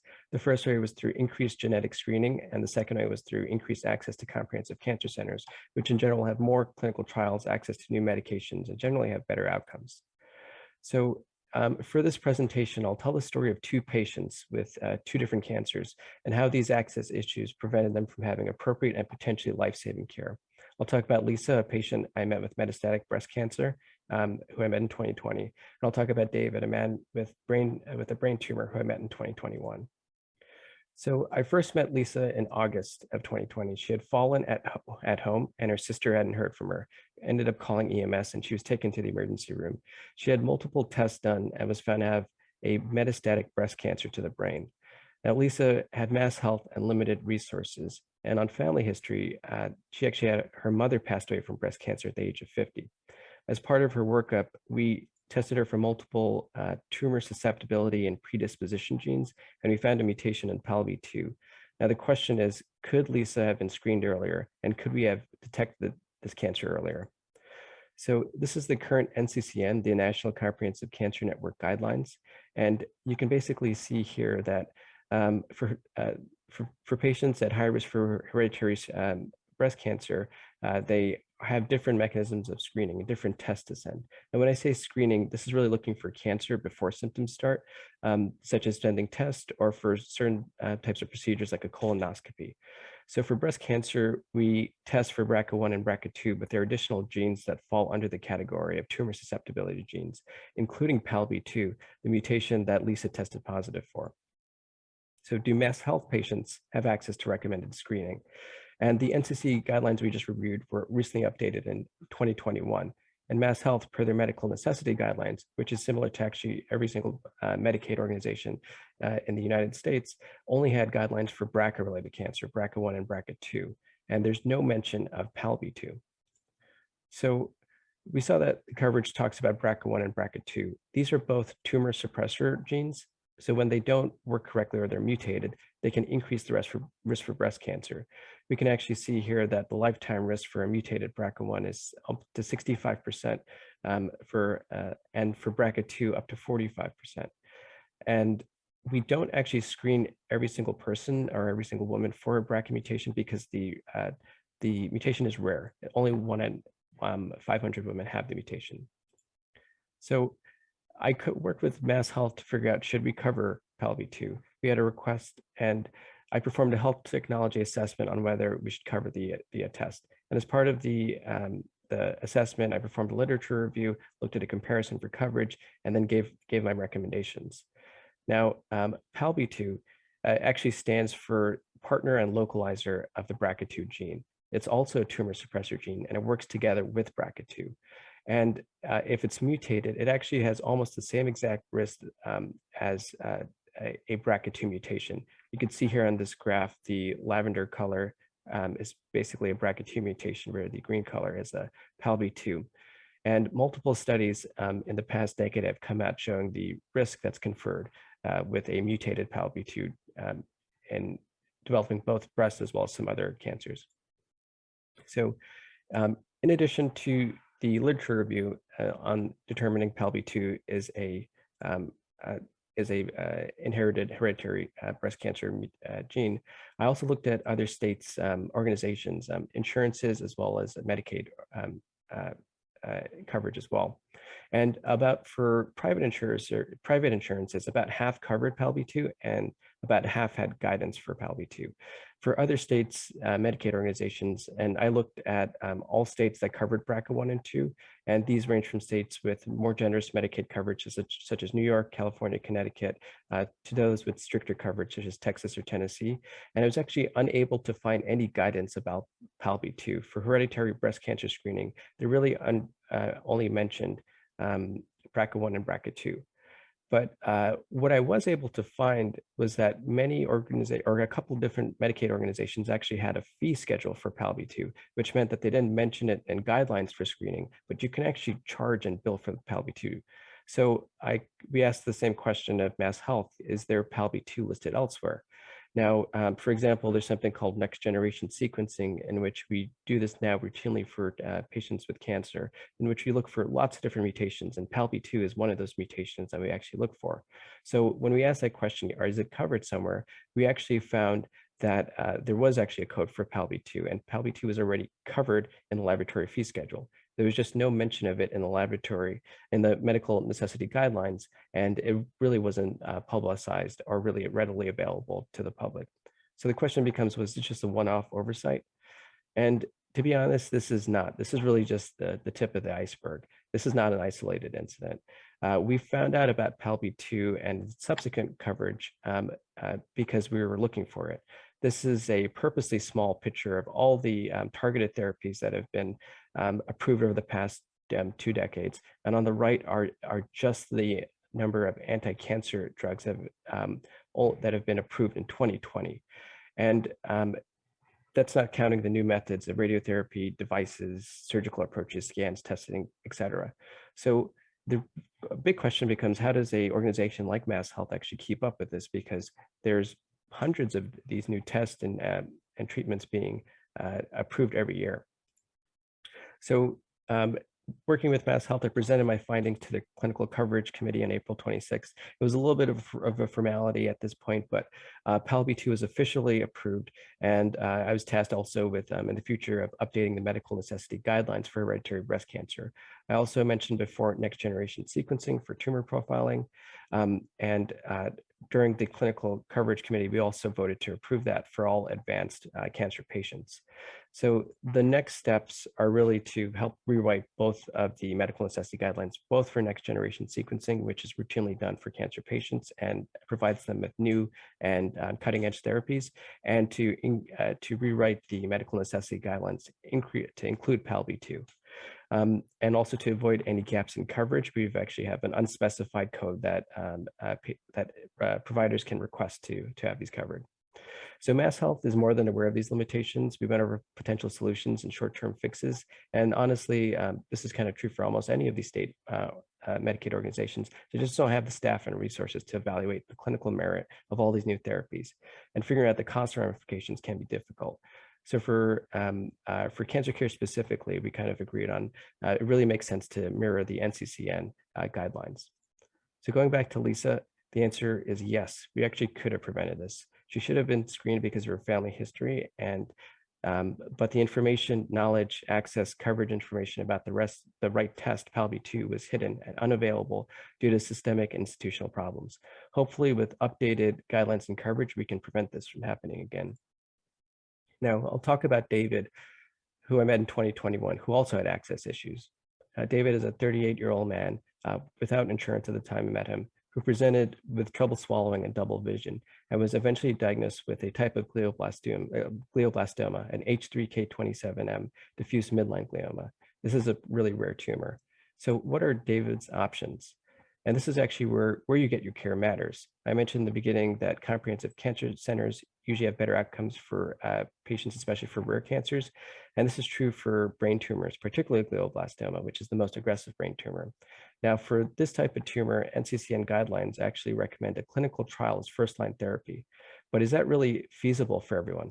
Does everyone have access to clinical trials, and does every center have access to clinical trials? And for specifically also too for brain tumors, does every center have a trial for that brain tumor? So for David's case, he had a very rare mutation for his tumor. And there is actually a promising and investigational medication, and it's only available in 5 centers in the United States. And David actually lived within walking distance of 2 of these centers. But one of the things that really stuck with me over the past year was that even though he lived within walking distance of these 2 hospitals, David was not able to be seen at these hospitals because of his insurance status. So I worked with Mass Health to try to figure out what exactly happened. And I talked to multiple people at the hospitals I worked with, as well as kind of multiple coverage committees at Mass Health. We thought if you could find out what happened, we could fix the process. So initially we thought, and we heard it was a referral problem. Without a referral to a specialty cancer center, his care wouldn't be covered. This ended up not being the case. We thought it was an issue with prior auth, and maybe he needed a PCP to submit a prior auth on his behalf. It actually wasn't the case either. And for current coverage, he was uninsured at the time that he had his surgery, but under multiple programs, including the health safety net, as well as hospital presumptive eligibility, which basically a hospital can say that a patient gets Medicaid on day 1 and they'll figure out the paperwork later. He should have actually been covered, but it wasn't the case for that either, because what we found out was that David had actually applied for Medicaid a couple of weeks earlier. And because he had applied, his application was delayed. And it was delayed because he actually checked off a box incorrectly. And the Mass Health application form is actually over 30 pages long. And that one box he checked, which was about disability, delayed his application by over 60 days. And because of that, he wasn't able to be seen at our centers because he didn't have insurance at that time and his Mass Health application was pending. The last I checked, which was the last week, David was currently in hospice. So really the lessons that I look learn from this? What can, David didn't have access to optimal care, even though he passed by one of these hospitals every day on his way to work that had this investigational drug that could have been helpful. So working with a few people, we developed a framework for a situation and realized that it's not just an individual problem. Using a socioeconomic model, we can see the intersection of policy, community, and the individual, and to help really tailor solutions. For the policy component, increased and easier Medicaid access would help immensely, and really making the mass health application easier and more streamlined would help quite a bit. Also, standardized hospital presumptive eligibility will help a lot of different patients. Community solutions can include increased access for local hospitals and help with patient advocacy and local and support groups. And on the individual level, since David had a brain tumor, he probably would have benefited from patient and trial navigators. So kind of the outcomes for my project, we were able to get PALB2 approved, and it will be publicized in the guidelines, and the medical necessity guidelines will be updated. Next generation sequencing is approved, and I'll be helping with their medical necessity guidelines. Basically, any patient who has an advanced cancer will be eligible to be tested for this test, which actually costs quite a bit of money. And for the access issues, really, there are so many different methods that we can approach this, but a lot of it is really asking the right question and really working to get multidisciplinary solutions. So I want to thank basically everyone here. It really does take a village to kind of support this type of project and work. Specifically, I want to thank Mass Health, the Commonwealth Fund, and the Harvard community. And special thanks to my co-fellows, Dr. Reed, to my family, and to my wife, Lena, for supporting me all the way throughout. And thank you. Thank you very much for that presentation. It's sort of combined questions from the Q&A and from what you've said. Are women being screened now for PALB2? Are the appropriate individuals being screened? And thinking about policies around access, are there other kinds of limitations that cover other kinds of access issues that we should be considering? Yeah, and it's kind of almost one of the issues I think about is trying to be up to date with all these medications and like treatments and screenings, and not even for the payer or the insurer, but kind of the provider. Now for breast cancer, normally what happens is that for a lot of centers, they now have like a panel, and it sends off the genes that they've determined to be high risk. And usually this is covered for that. And PALB2 is being now routinely sent along with this panel and is being covered, and it is recommended guidelines. Yes, so that's the answer to that question. But again, it brings up the point of all this is evolving so quickly, and really how do organizations keep up? And again, I think this is going to require a little bit of a kind of collaboration to make sure that everyone's getting equitable treatment. Thank you. And we're going to have to move on. We've talked about these access issues and system in the clinics. What we haven't talked about is how does a patient know what they should be getting and if they're getting the appropriate care? And that's not been a part of our conversation. Mm-hmm. So yeah. Thank you. Thank you for your presentation. I want to thank Dr. Budu, Dr. Osini, and Dr. Yang for your presentations. We're going to move to our third component, our third session, a presentation of our faculty fellows, Dr. Hermione Amonu and Dr. Randy Miles. Dr. Amonu is a 2020-21 Harvard Catalyst Program for Diversity and Inclusion Faculty Fellowship recipient, is a physician scientist and staff physician in the Division of Medical Psychiatry at Brigham and Women's Hospital and the Department of Psychosocial Oncology and Palliative Care at the Dana-Farber Cancer Institute. And Dr. Randy Miles is a 2020-2022 Harvard Catalyst Program for Diversity and Inclusion Faculty Fellowship recipient. Dr. Miles is a visiting assistant professor in the Department of Radiology at Massachusetts General Hospital. And he obtained his MD from the Mayo Clinic, College of Medicine. He also led health missions to underserved regions in Haiti and the Dominican Republic. And we will begin with Dr. Amonu.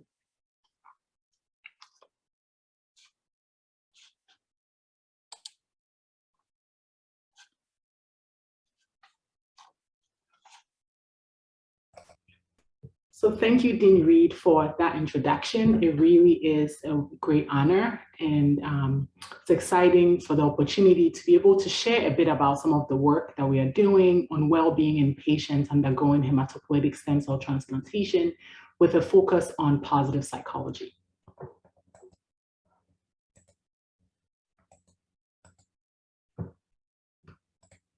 So I have no disclosures to make.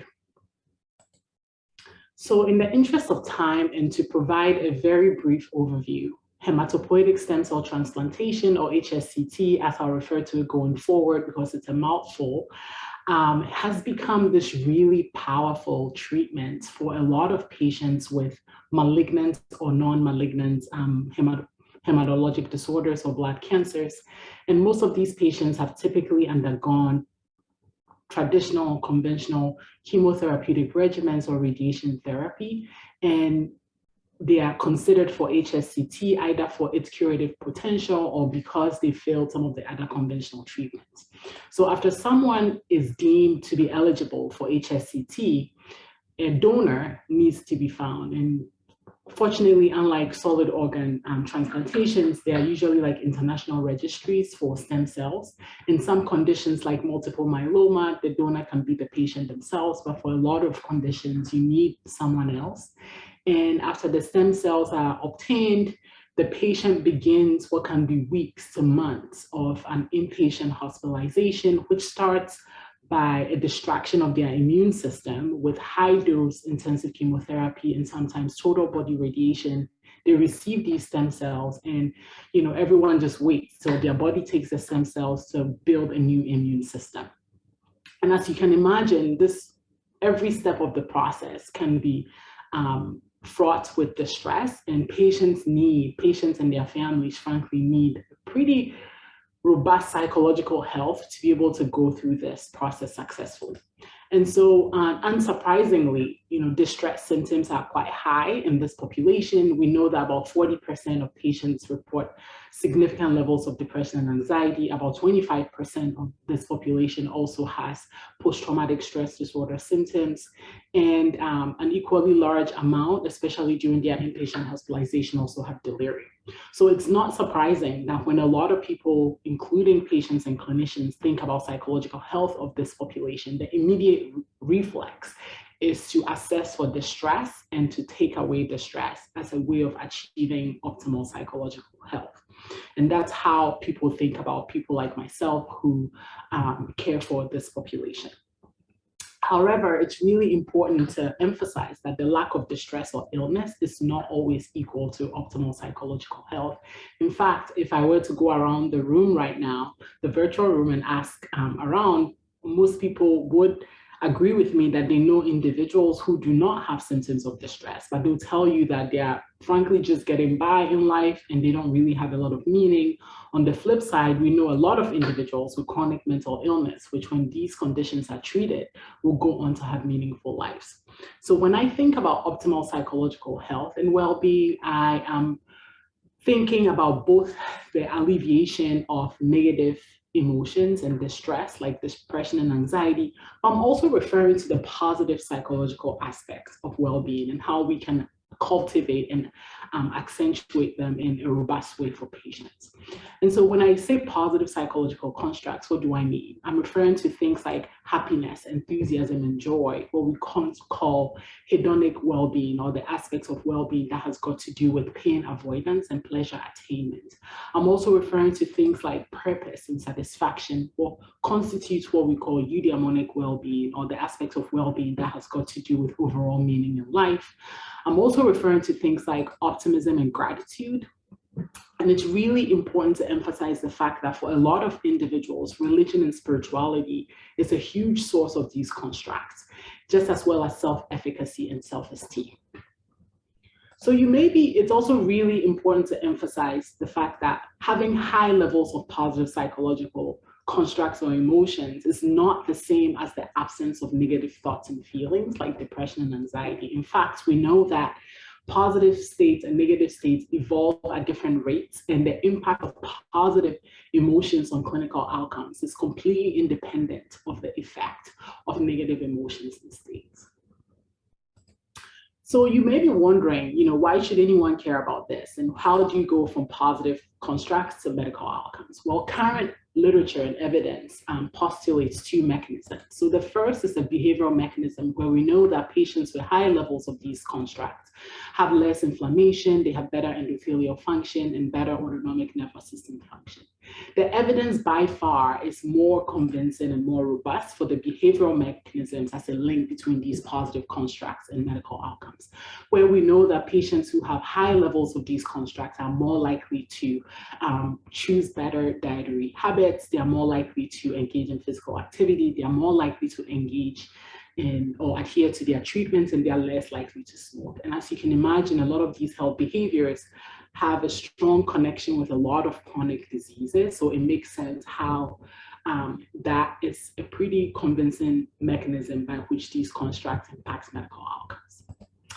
It's also impossible to talk about positive psychology without owning the fact that, especially in a medical audience, some people hear this with skepticism. And you may have heard how the media portrays positive psychology, and in the sense of hearing of books like Flourish, Stumbling on Happiness, The How of Happiness, Love 2.0, and Positivity. And frankly, the evidence has lagged behind the claims of the media on this and what some of these books have proposed. And it's not until the past 2.5 decades or so that there's been a really rigorous body of scholarship really trying to understand and articulate how these constructs impact outcomes. A lot of this work has actually been done by researchers at the Harvard School of Public Health.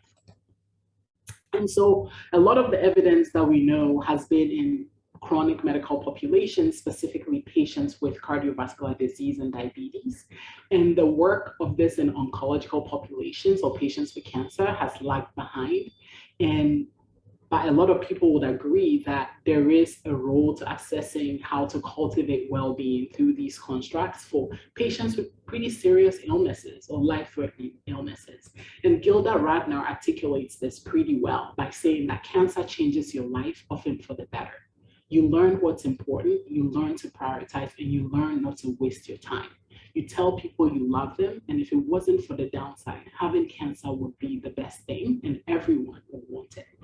And I think she emphasized the fact that in as much as for a lot of individuals, having a diagnosis of cancer represents a death sentence, there's also a lot of positive experiences that accompany the whole cancer life cycle that is worth looking at in terms of helping patients assess their levels of resilience and other positive emotional traits that helps them to get through.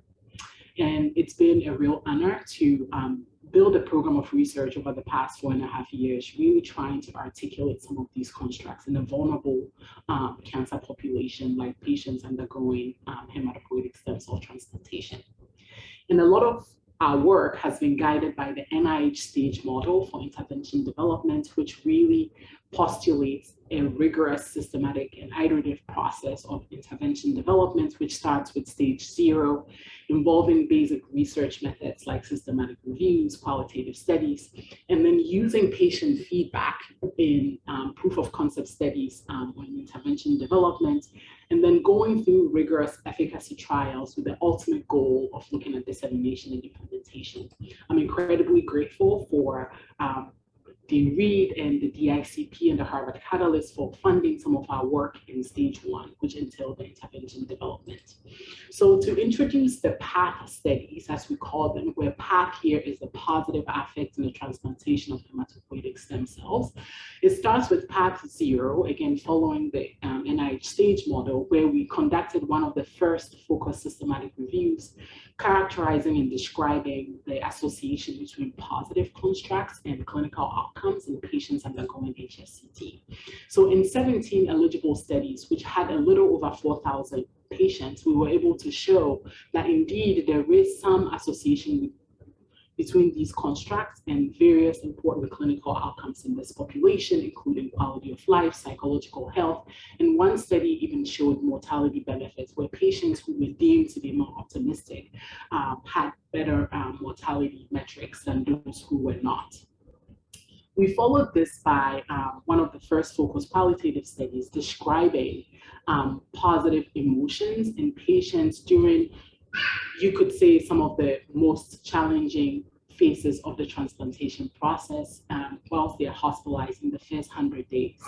And using semi-structured qualitative studies, we interviewed 25 patients who were hospitalized for a stem cell transplant, and found that patients actually experienced a lot of positive emotions. And as one patient said it, even though you are in such a bad place physically, it instills a sense of confidence, which inherently creates a sense of optimism. You just have the confidence that you can get through it. And as another patient said, a lot of patients reported gratitude, and one patient said, "I'm grateful, and it's shown me that I have a support system that is phenomenal. I just can't express how thankful I am." A lot of patients also reported perseverance and determination, where one person said, "Because I want to get better, and I said I'm going to do whatever I need to do to get through this." So using data from our qualitative study and our systematic review, and as well as work from other chronic medical populations, we developed the PATH intervention, which is a positive psychology intervention focused on gratitude, strength, and meaning. And it's important to highlight that, compared to a lot of psychological interventions, positive psychological interventions are pretty accessible. They are easy to administer compared to something like cognitive behavioral therapy, which is about 45 to 60 minutes. Patients are able to do these exercises on their own time. And so intervention calls take about 15 to 20 minutes. And we took this first iteration of the intervention into like a Path 2, which was a one-arm proof of concept study where we assessed feasibility and acceptability. And we found that patients actually enjoyed the intervention, and the intervention was feasible and acceptable. And although for the purposes of proof of concept study, our sample size was pretty small but appropriate for our initial aims, we found that some of the outcomes that we were interested in were trending in the right direction. So positive constructs like optimism, positive affects were higher post-intervention than our baseline, and then symptoms of distress and things like fatigue were trended down post-intervention than at baseline. And so we use this feedback from the proof of concept study to refine the intervention a little bit, where we included integration weeks, where patients spend a whole week working with an interventionist to figure out how to incorporate these exercises that resonates with them into their daily lives. And so currently, with funding from the NIH and the National Cancer Institute, we are halfway through recruiting for a randomized control study to study feasibility and preliminary efficacy of this intervention in a robust way. So no one does research in isolation, and I'm incredibly grateful for all my mentors and colleagues who have really supported me and contributed to seeing this work done. And then also again to the DICP, Dean Reed, and the Harvard Catalyst for supporting some of this work, and as well as the NIH and the Oppenheimer Family Foundation. Thank you. Dr. Muna, it's wonderful to see this path over these years and to see you now at this path 3 and this NIH funded study. And you've talked a lot from the patient's perspective, but caregivers of cancer patients also can experience tremendous burden and distress. And have you considered extending some of your work to caregivers? Yeah, so as people would say, caregivers are like the hidden patients where, as basic as we don't even have medical record numbers for them. And so they sort of like are floating in the system, and they undoubtedly have a lot of distress symptoms. And I think even more so for this population than a lot of cancer populations, even before COVID, these patients don't have an immune system. And so they really rely on caregivers for everything. They can't go out, they have to watch what they eat. And so with funding as of last year from the Oppenheimer Family Foundation, who are interested in work with caregivers, we are actually in the midst of testing the feasibility of our intervention for caregivers with a goal of using caregiver feedback to refine it and apply for other funding to see how this plays a role for caregivers. Because there's like a huge need and a gap for a lot of oncological caregivers in general. Thank you. Thank you. So both the patient and the caregiver getting attended to. Thank you for your work. We're now going to turn to our last presenter for this panel, and that's Dr. Miles.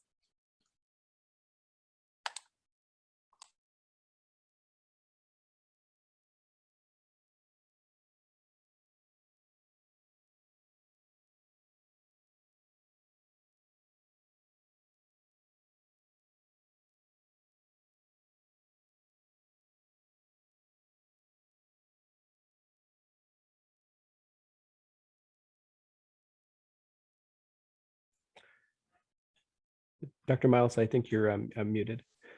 Can you hear me now? Yep. Perfect. So the title of my talk is Development of a Deep Learning Model to Improve Mammographic Interpretation. In terms of my background, I'm a radiologist who's specialized in breast imaging. Perfect. So there's been a lot of excitement surrounding the emergence of AI in medicine, which has been driven by advances in computing power and data storage over time. And a lot of this excitement is centered around deep learning, which is a subset of machine learning, which is overall under the AI umbrella.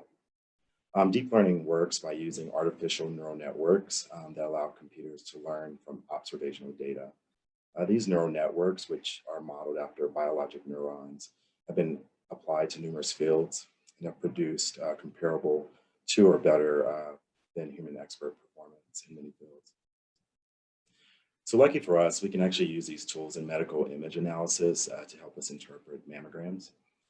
To do this, we can label a mammogram as positive, where we know a cancer is present, or negative, where we know a cancer is not present. And during training, we can allow our deep learning algorithm to use all of the pixels within that mammogram to determine the important features to discriminate between the two. Mammography in particular is ideal for deep learning techniques. First, because we obtain high quality data. The FDA regulates image acquisition through the MQSA Act, ensuring quality standards. Two, we acquire a large amount of data in which we can use to train our algorithms. We perform there's over 50,000 screening mammograms performed each year at MGH alone.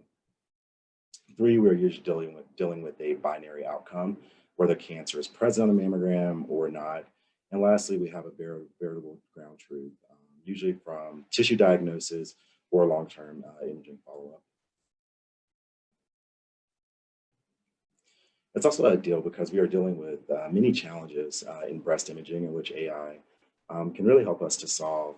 In terms of interpretive performance, there's high variability based on radiologist expertise and experience in terms of cancer detection and other important metrics related to sensitivity and recall rate.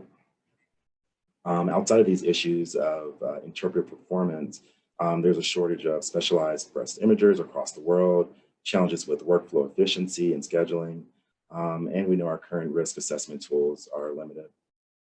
These are all challenges that AI, specifically deep learning, can help us address. So the purpose of our project was to create a deep learning model that could be used to address limitations of screening mammography in cancer detection by calculating 1-year breast cancer risk.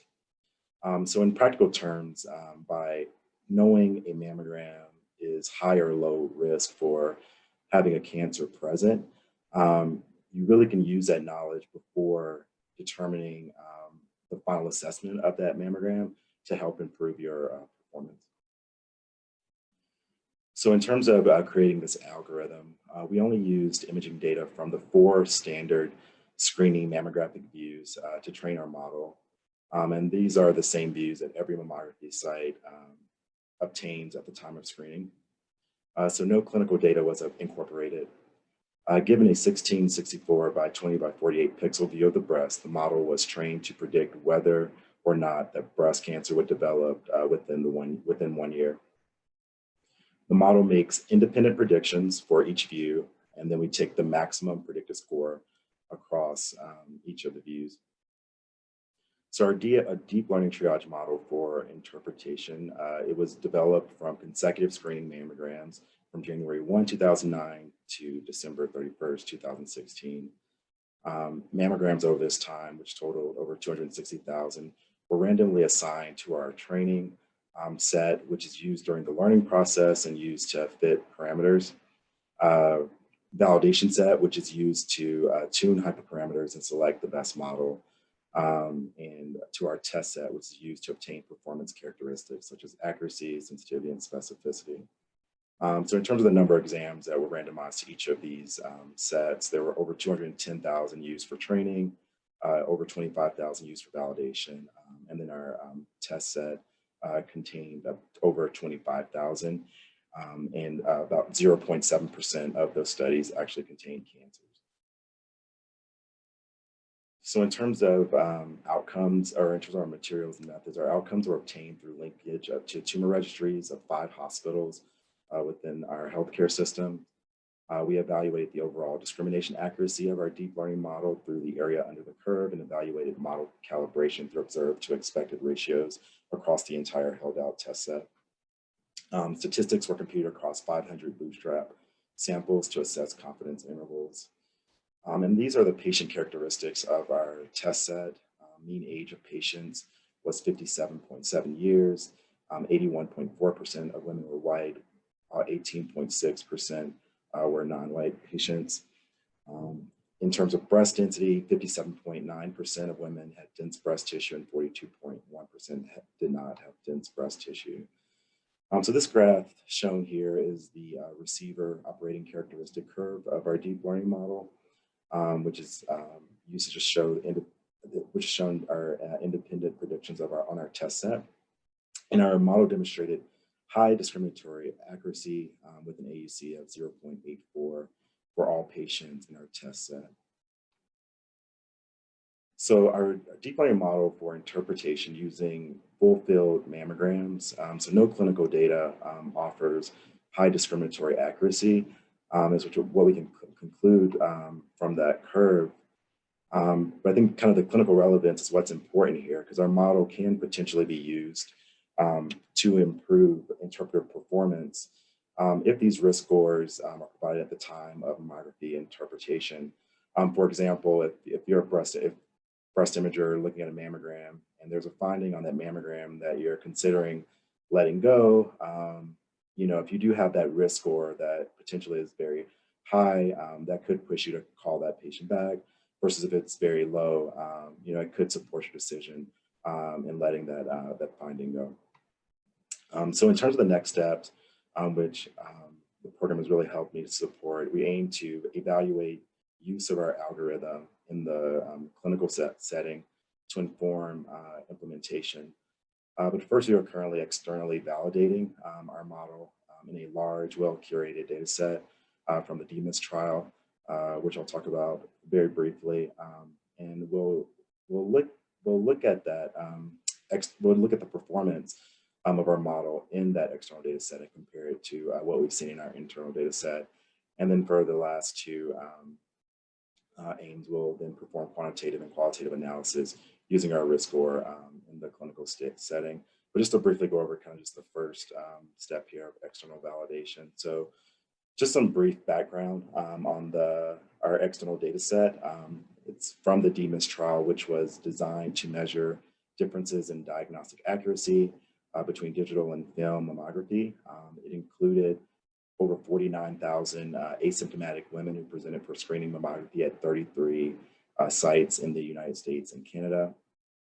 And in terms of our variable ground truth, breast cancer status was ascertained by breast biopsy performed within 15 months after study entry, or a follow-up mammogram obtained at least 10 months after study entry.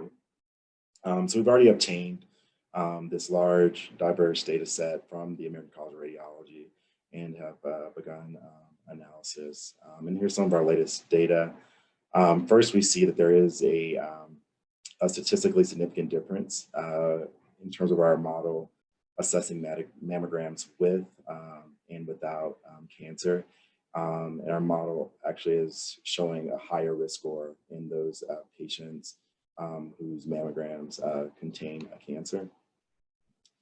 And then in terms of looking at our AUC, overall, our model has performed very well in this external data set. Again, just demonstrating high discriminatory accuracy in all subgroups.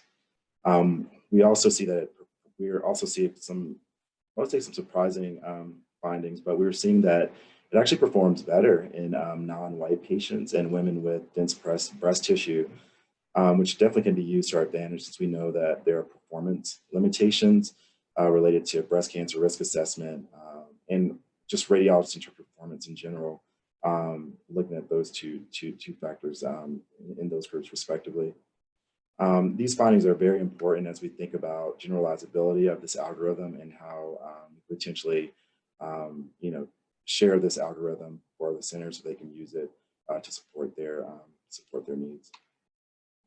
So in terms of the potential significance for patient care, using this model to help support interpretive performance in interpreting mammograms, it can support improved mammographic interpretation, help us find more cancers, not only help us to detect more cancers, but also not call back as many women who don't have cancers, or reduce the harms that are associated with false positive examinations. It can help provide more information in terms of personalized risk information that can be used by healthcare providers who are counseling women about their risk and trying to decide on what the best screening protocol is for their patients. Help us with workflow efficiency in terms of providing that confidence as you're kind of getting through those screening work lists by using those risk scores to support your decision making. And then overall just kind of lead to increased access to high quality care, by really adding additional information that can help support high quality mammography interpretation. I just want to give a special thanks to my primary mentor, Connie Lehman, and our AI and research teams, including Adam Yala and Leslie Lamb. And last but not least, I just want to thank Dean Reed and the fellowship committee. This funding has really been critical for my development as a junior researcher, and open for questions. Thank you very much for that presentation. So I have a couple of questions, and I'm going to start out with one that I found very intriguing as you talked about some of these findings, and it looked like in the your non-institutional, your other data set, that you had better findings, and the algorithm worked better for non-white women and for dense breast tissue, which I found surprising. Do you have any thoughts about why that might be? Yeah, I think we're still kind of trying to decide, we're still trying to determine why we're seeing those findings, specifically between the racial groups that may be impacted. Within that data set, there were very few minority women. So maybe that may impact some of our study results. In terms of the non-dense and the dense breast tissue, it may have to do a lot with how, in terms of just kind of how the films have been processed over time. Before we used before we used screen film, we did have some limitations in looking at women with dense breast tissue, and there's been kind of processes that over time that have occurred that may impact why we're seeing this, improved performance in women who do have the dense breast tissue. But I think it's still intriguing. Still intriguing. Yeah. A different kind of questions. If you think about this, how might having this algorithm impact workflow in mammography? Yeah, I think it's really going to help us in terms of having that confidence. I think it's going to actually improve efficiency, especially as you're working through a lot of these screening work lists, to be able to kind of make your determination, have that be supported by an algorithm that is providing information at that point about what the risk is of that mammogram containing a cancer. I think it will make us more efficient, and not only more accurate, but more efficient. And with that, do you think it could have some implications in terms of breast cancer screening in underserved or global underserved settings? And definitely, there is a shortage of specialty trained radiologists in breast imaging. And like I had stated before in the kind of the background information, there is such large variability in terms of performance based off experience and expertise. So to be able to apply this model and to provide it for those areas that don't have specially trained radiologists in breast imaging, I think it really can up the level, up the interpretive performance of those radiologists and help support high quality access to breast imaging. Very good. I want to thank you, Dr. Miles and Dr. Muna, for your presentations, the faculty fellowship presentations. Thank you. Very informative. Looking forward to seeing how both of your work proceeds. It's now my pleasure to introduce today's commentator, Dr. Laurie Zephyrin, who is Vice President for Advancing Health Equity at the Commonwealth Fund. Dr. Zephyrin has extensive experience leading the vision, design, and delivery of innovative health care models across national health systems. From 2009 to 18, she was the first national director of the Reproductive Health Program at the Department of Veterans Affairs, and where she spearheaded the strategic vision and leading systems change through the implementation of evidence-based policies and programs to improve the health of women and veterans nationwide. And from there, 2016 to 17, she served as acting assistant deputy Undersecretary of Health for Community Care, and later in 2017, acting deputy Undersecretary for Health for Community Care. She's directed VA's community care program and served in many, many ways as part of a leadership team. She represented the VA before Congress and other internal and external stakeholders. She is a clinician and is a clinical assistant professor of obstetrics and gynecology at NYU Langone School of Medicine, and previously was an assistant professor at Columbia University College of Physicians and Surgeons. She earned her MD from New York University School of Medicine, an MB and MPH from Johns Hopkins, and she also bachelor's in biomedical sciences from City College. She completed her residency at Harvard's Integrated Residency Program at Brigham and Women's Hospital and the Massachusetts General Hospital. And with that, Dr. Zephyrin. Thank you so much, Dr. Reed. It's always such a pleasure to be a part of these conversations and just to see this amazing work. So really, again, thank you, Dr. Stern, Dr. Deliska, Dr. Stevens, Dr. Yang, Dr. Aseni, Dr. Badu, Dr. Emanu, and Dr. Miles, just spectacular work. And what I wanted to just talk a little bit about today is, and I know all of you, and I've had a chance to talk with some of you about your work, but I know all of you in the interactions I've had, as you're thinking about your work, you're also thinking about impact and opportunities for change, because ultimately that's why you're pursuing this work. And so I thought today I'd just highlight a little bit of some of the work that we're doing at the Commonwealth Fund, and not only show just how much it's aligned with some of the work that you're doing, but also share some of our thoughts in terms of how we think about impact as well. Hopefully you can see my slides.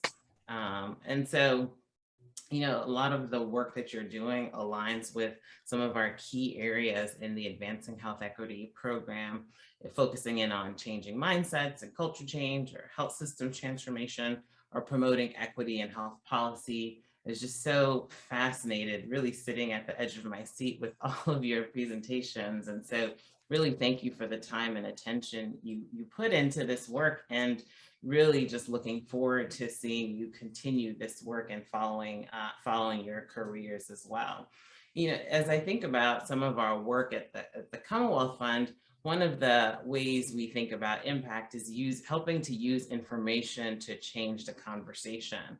And I also noticed that in your work as well, as you were presenting each of your projects. And you know, one of the key tools that we've recently released at the Commonwealth Fund is the Health Equity Scorecard, which is really a state-by-state, essentially scorecard of racial and ethnic disparities. And you know, it's really interesting because the Commonwealth Fund, we've had a state scorecard for a long time, and this is the first time we've actually looked at the data by race and ethnicity. And ultimately, you know, we looked at 24 measures around like access and quality and health outcomes for Black, white, Hispanic, American Indian, Alaska Native, Asian American, Native, Hawaiian, and Pacific Islander populations, and really showed that health equity doesn't exist in any state in the US, even those with stronger health systems. And what's really you know, interesting about this work is that, you know, this is a tool that policymakers and system leaders can use at the state level to help dive deeper into where their inequities are and helping to show changes. Because when we think about using data, people always want to have the opportunity to look at their data and show that they're doing well. And so this is an example of using data to help, change the conversation, particularly around racial and health equity in the US. Another, I think, important theme as we think about advancing health equity is how do we create credible, valid, and persuasive data stories? And I noticed that very much in all of the work that you've presented, from really, presenting captivating patient insights and perspectives, and using that to help drive your research and drive really getting answers to these questions. And a lot of the questions and the solutions that you've talked about are related to system and policy issues as well. And, this is an example of some work that we've supported at the Commonwealth Fund. We worked with the African American Research Collaborative, which is an amazing collaborative of researchers, community leaders, policymakers, journalists, and we're actually doing, our initial work with them was focused on COVID-19 and Americans, their thoughts on getting vaccinated with the COVID-19 vaccine, and surveyed over 12,000 people in the United States, and is really one of the most diverse polls around COVID-19, and really showed that unvaccinated people would prefer to get vaccinated in their primary care doctor's office. And about half of all unvaccinated people they showed that, really the primary care location was really important. And also just the importance of current day discrimination from medical professionals on people's comfort with getting the vaccine. And really there was significant uptake of this work by policymakers. And this work was just cited in a lot of interventions, really thinking about how to get people to really think about vaccines. We're actually doing some additional work with them where focusing in on healthcare workers' understanding of bias and health disparities and racism to really help drive change across our health system around racial equity. The other theme that I've noticed in all of your work is really all of you were talking about targeting policy or payer or system transformation. Dr. Stern, your work focusing in on strategy and recruitment and partnership with the AAMC to increase medical diversity. Dr. Stevens, your work with the ACOs, really looking at testing messages. All of that really has an impact to drive policy change. And some of our work a lot of our work at the Commonwealth Fund really focuses on how can we help shift, change policy, how can we promote systems transformation and provide credible evidence to be able to do that work. Some really interesting work that I'd like to highlight is some of our work with the Center for Healthcare Strategies, where we've worked with states around incorporating racial equity into their Medicaid managed care contracts, for example, which will help drive hopefully Medicaid transformation in some of those states as well. Even when we think about some of our work with anti-racism in health systems, we were able to fund work with Dr. Michelle Morris, who's the first, inaugural chief medical officer at the New York City Health Department, as she was building out her strategy for the New York City Health Department. And a key part of her strategy was focused on anti-racism in health systems and bringing together public health and health systems together. And also, Dr. Yang, you talked about sort of metrics and payers as well. We also have some work that we funded with NCQA and Grant Makers in Health, and Dr. Kara James and others, on just the impact of and the importance of race and ethnicity data in federal and health programs, and even current work where we're to better understand how payers can better integrate racial equity and health equity measures into their work as well. The other piece that I think is really important is the strategic communications aspect. And that's also a key part of our work as well, as how do you how do we work to drive culture change just more broadly around health and racial equity? And that's obviously very challenging to do. But in terms of being able to communicate your work, I do think that there's an opportunity of connecting and partnering with journalists and news media, even at the very local level in terms of local news stories, or even at the national level as well. And we've been able to fund some work with STAT, for example, where they have a health equity and reporting podcast, and they have a health equity journalist. And for example, two articles that have recently come out in the last several months, one around colonizing research and health disparities, and another around, after 2 decades, how little has changed in terms of unequal treatment, or what has changed. And there's other work as well. And so, I just want to urge you, as you think about your work and moving it forward, really thinking about that communication and getting it to the people's hearts and minds that you're looking to change is really critical, because that also helps drive not only policy change, but also systems change as well, from the bottom up. And I also think it's also in terms of the time that we're in. I also think in terms of the policy windows, we're in a really interesting time now in terms of the opportunity for policy action and systems action as well, from efforts at the congressional, executive, and state level as well as even more broadly challenges where we need your voices at the table, or even sharing your work so that we can help drive policy change together. So I just really want to thank you for all of your work. And this is the Advancing Health Equity team at the Commonwealth Fund, Veronica and Noel, and myself and others at the fund just really want to make sure that we stay in communication with you as you develop your projects and move forward in your career, and really just looking forward to continuing to see the change that you will all do. So thank you all for your time. Thank you.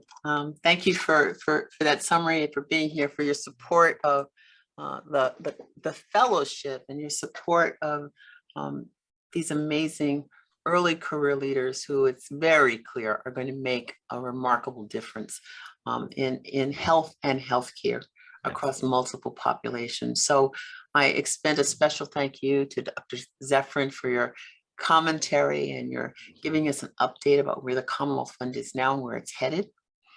To all of the fellows for excellent, inspiring presentations, for the work that you've done, and the idea of the work that you will do to create change. To all who attended today, thank you for being here. I also want to acknowledge Jordan Person from the Harvard Medical School Media Services for his technical assistance today, and to all of our DICP staff for their behind the scenes efforts, to Jackie and to Ying. This has been just a marvelous set of presentations. As we share these final announcements, there's also a poll that will come up. Please stay to answer those poll questions. And again, thank you for joining us today.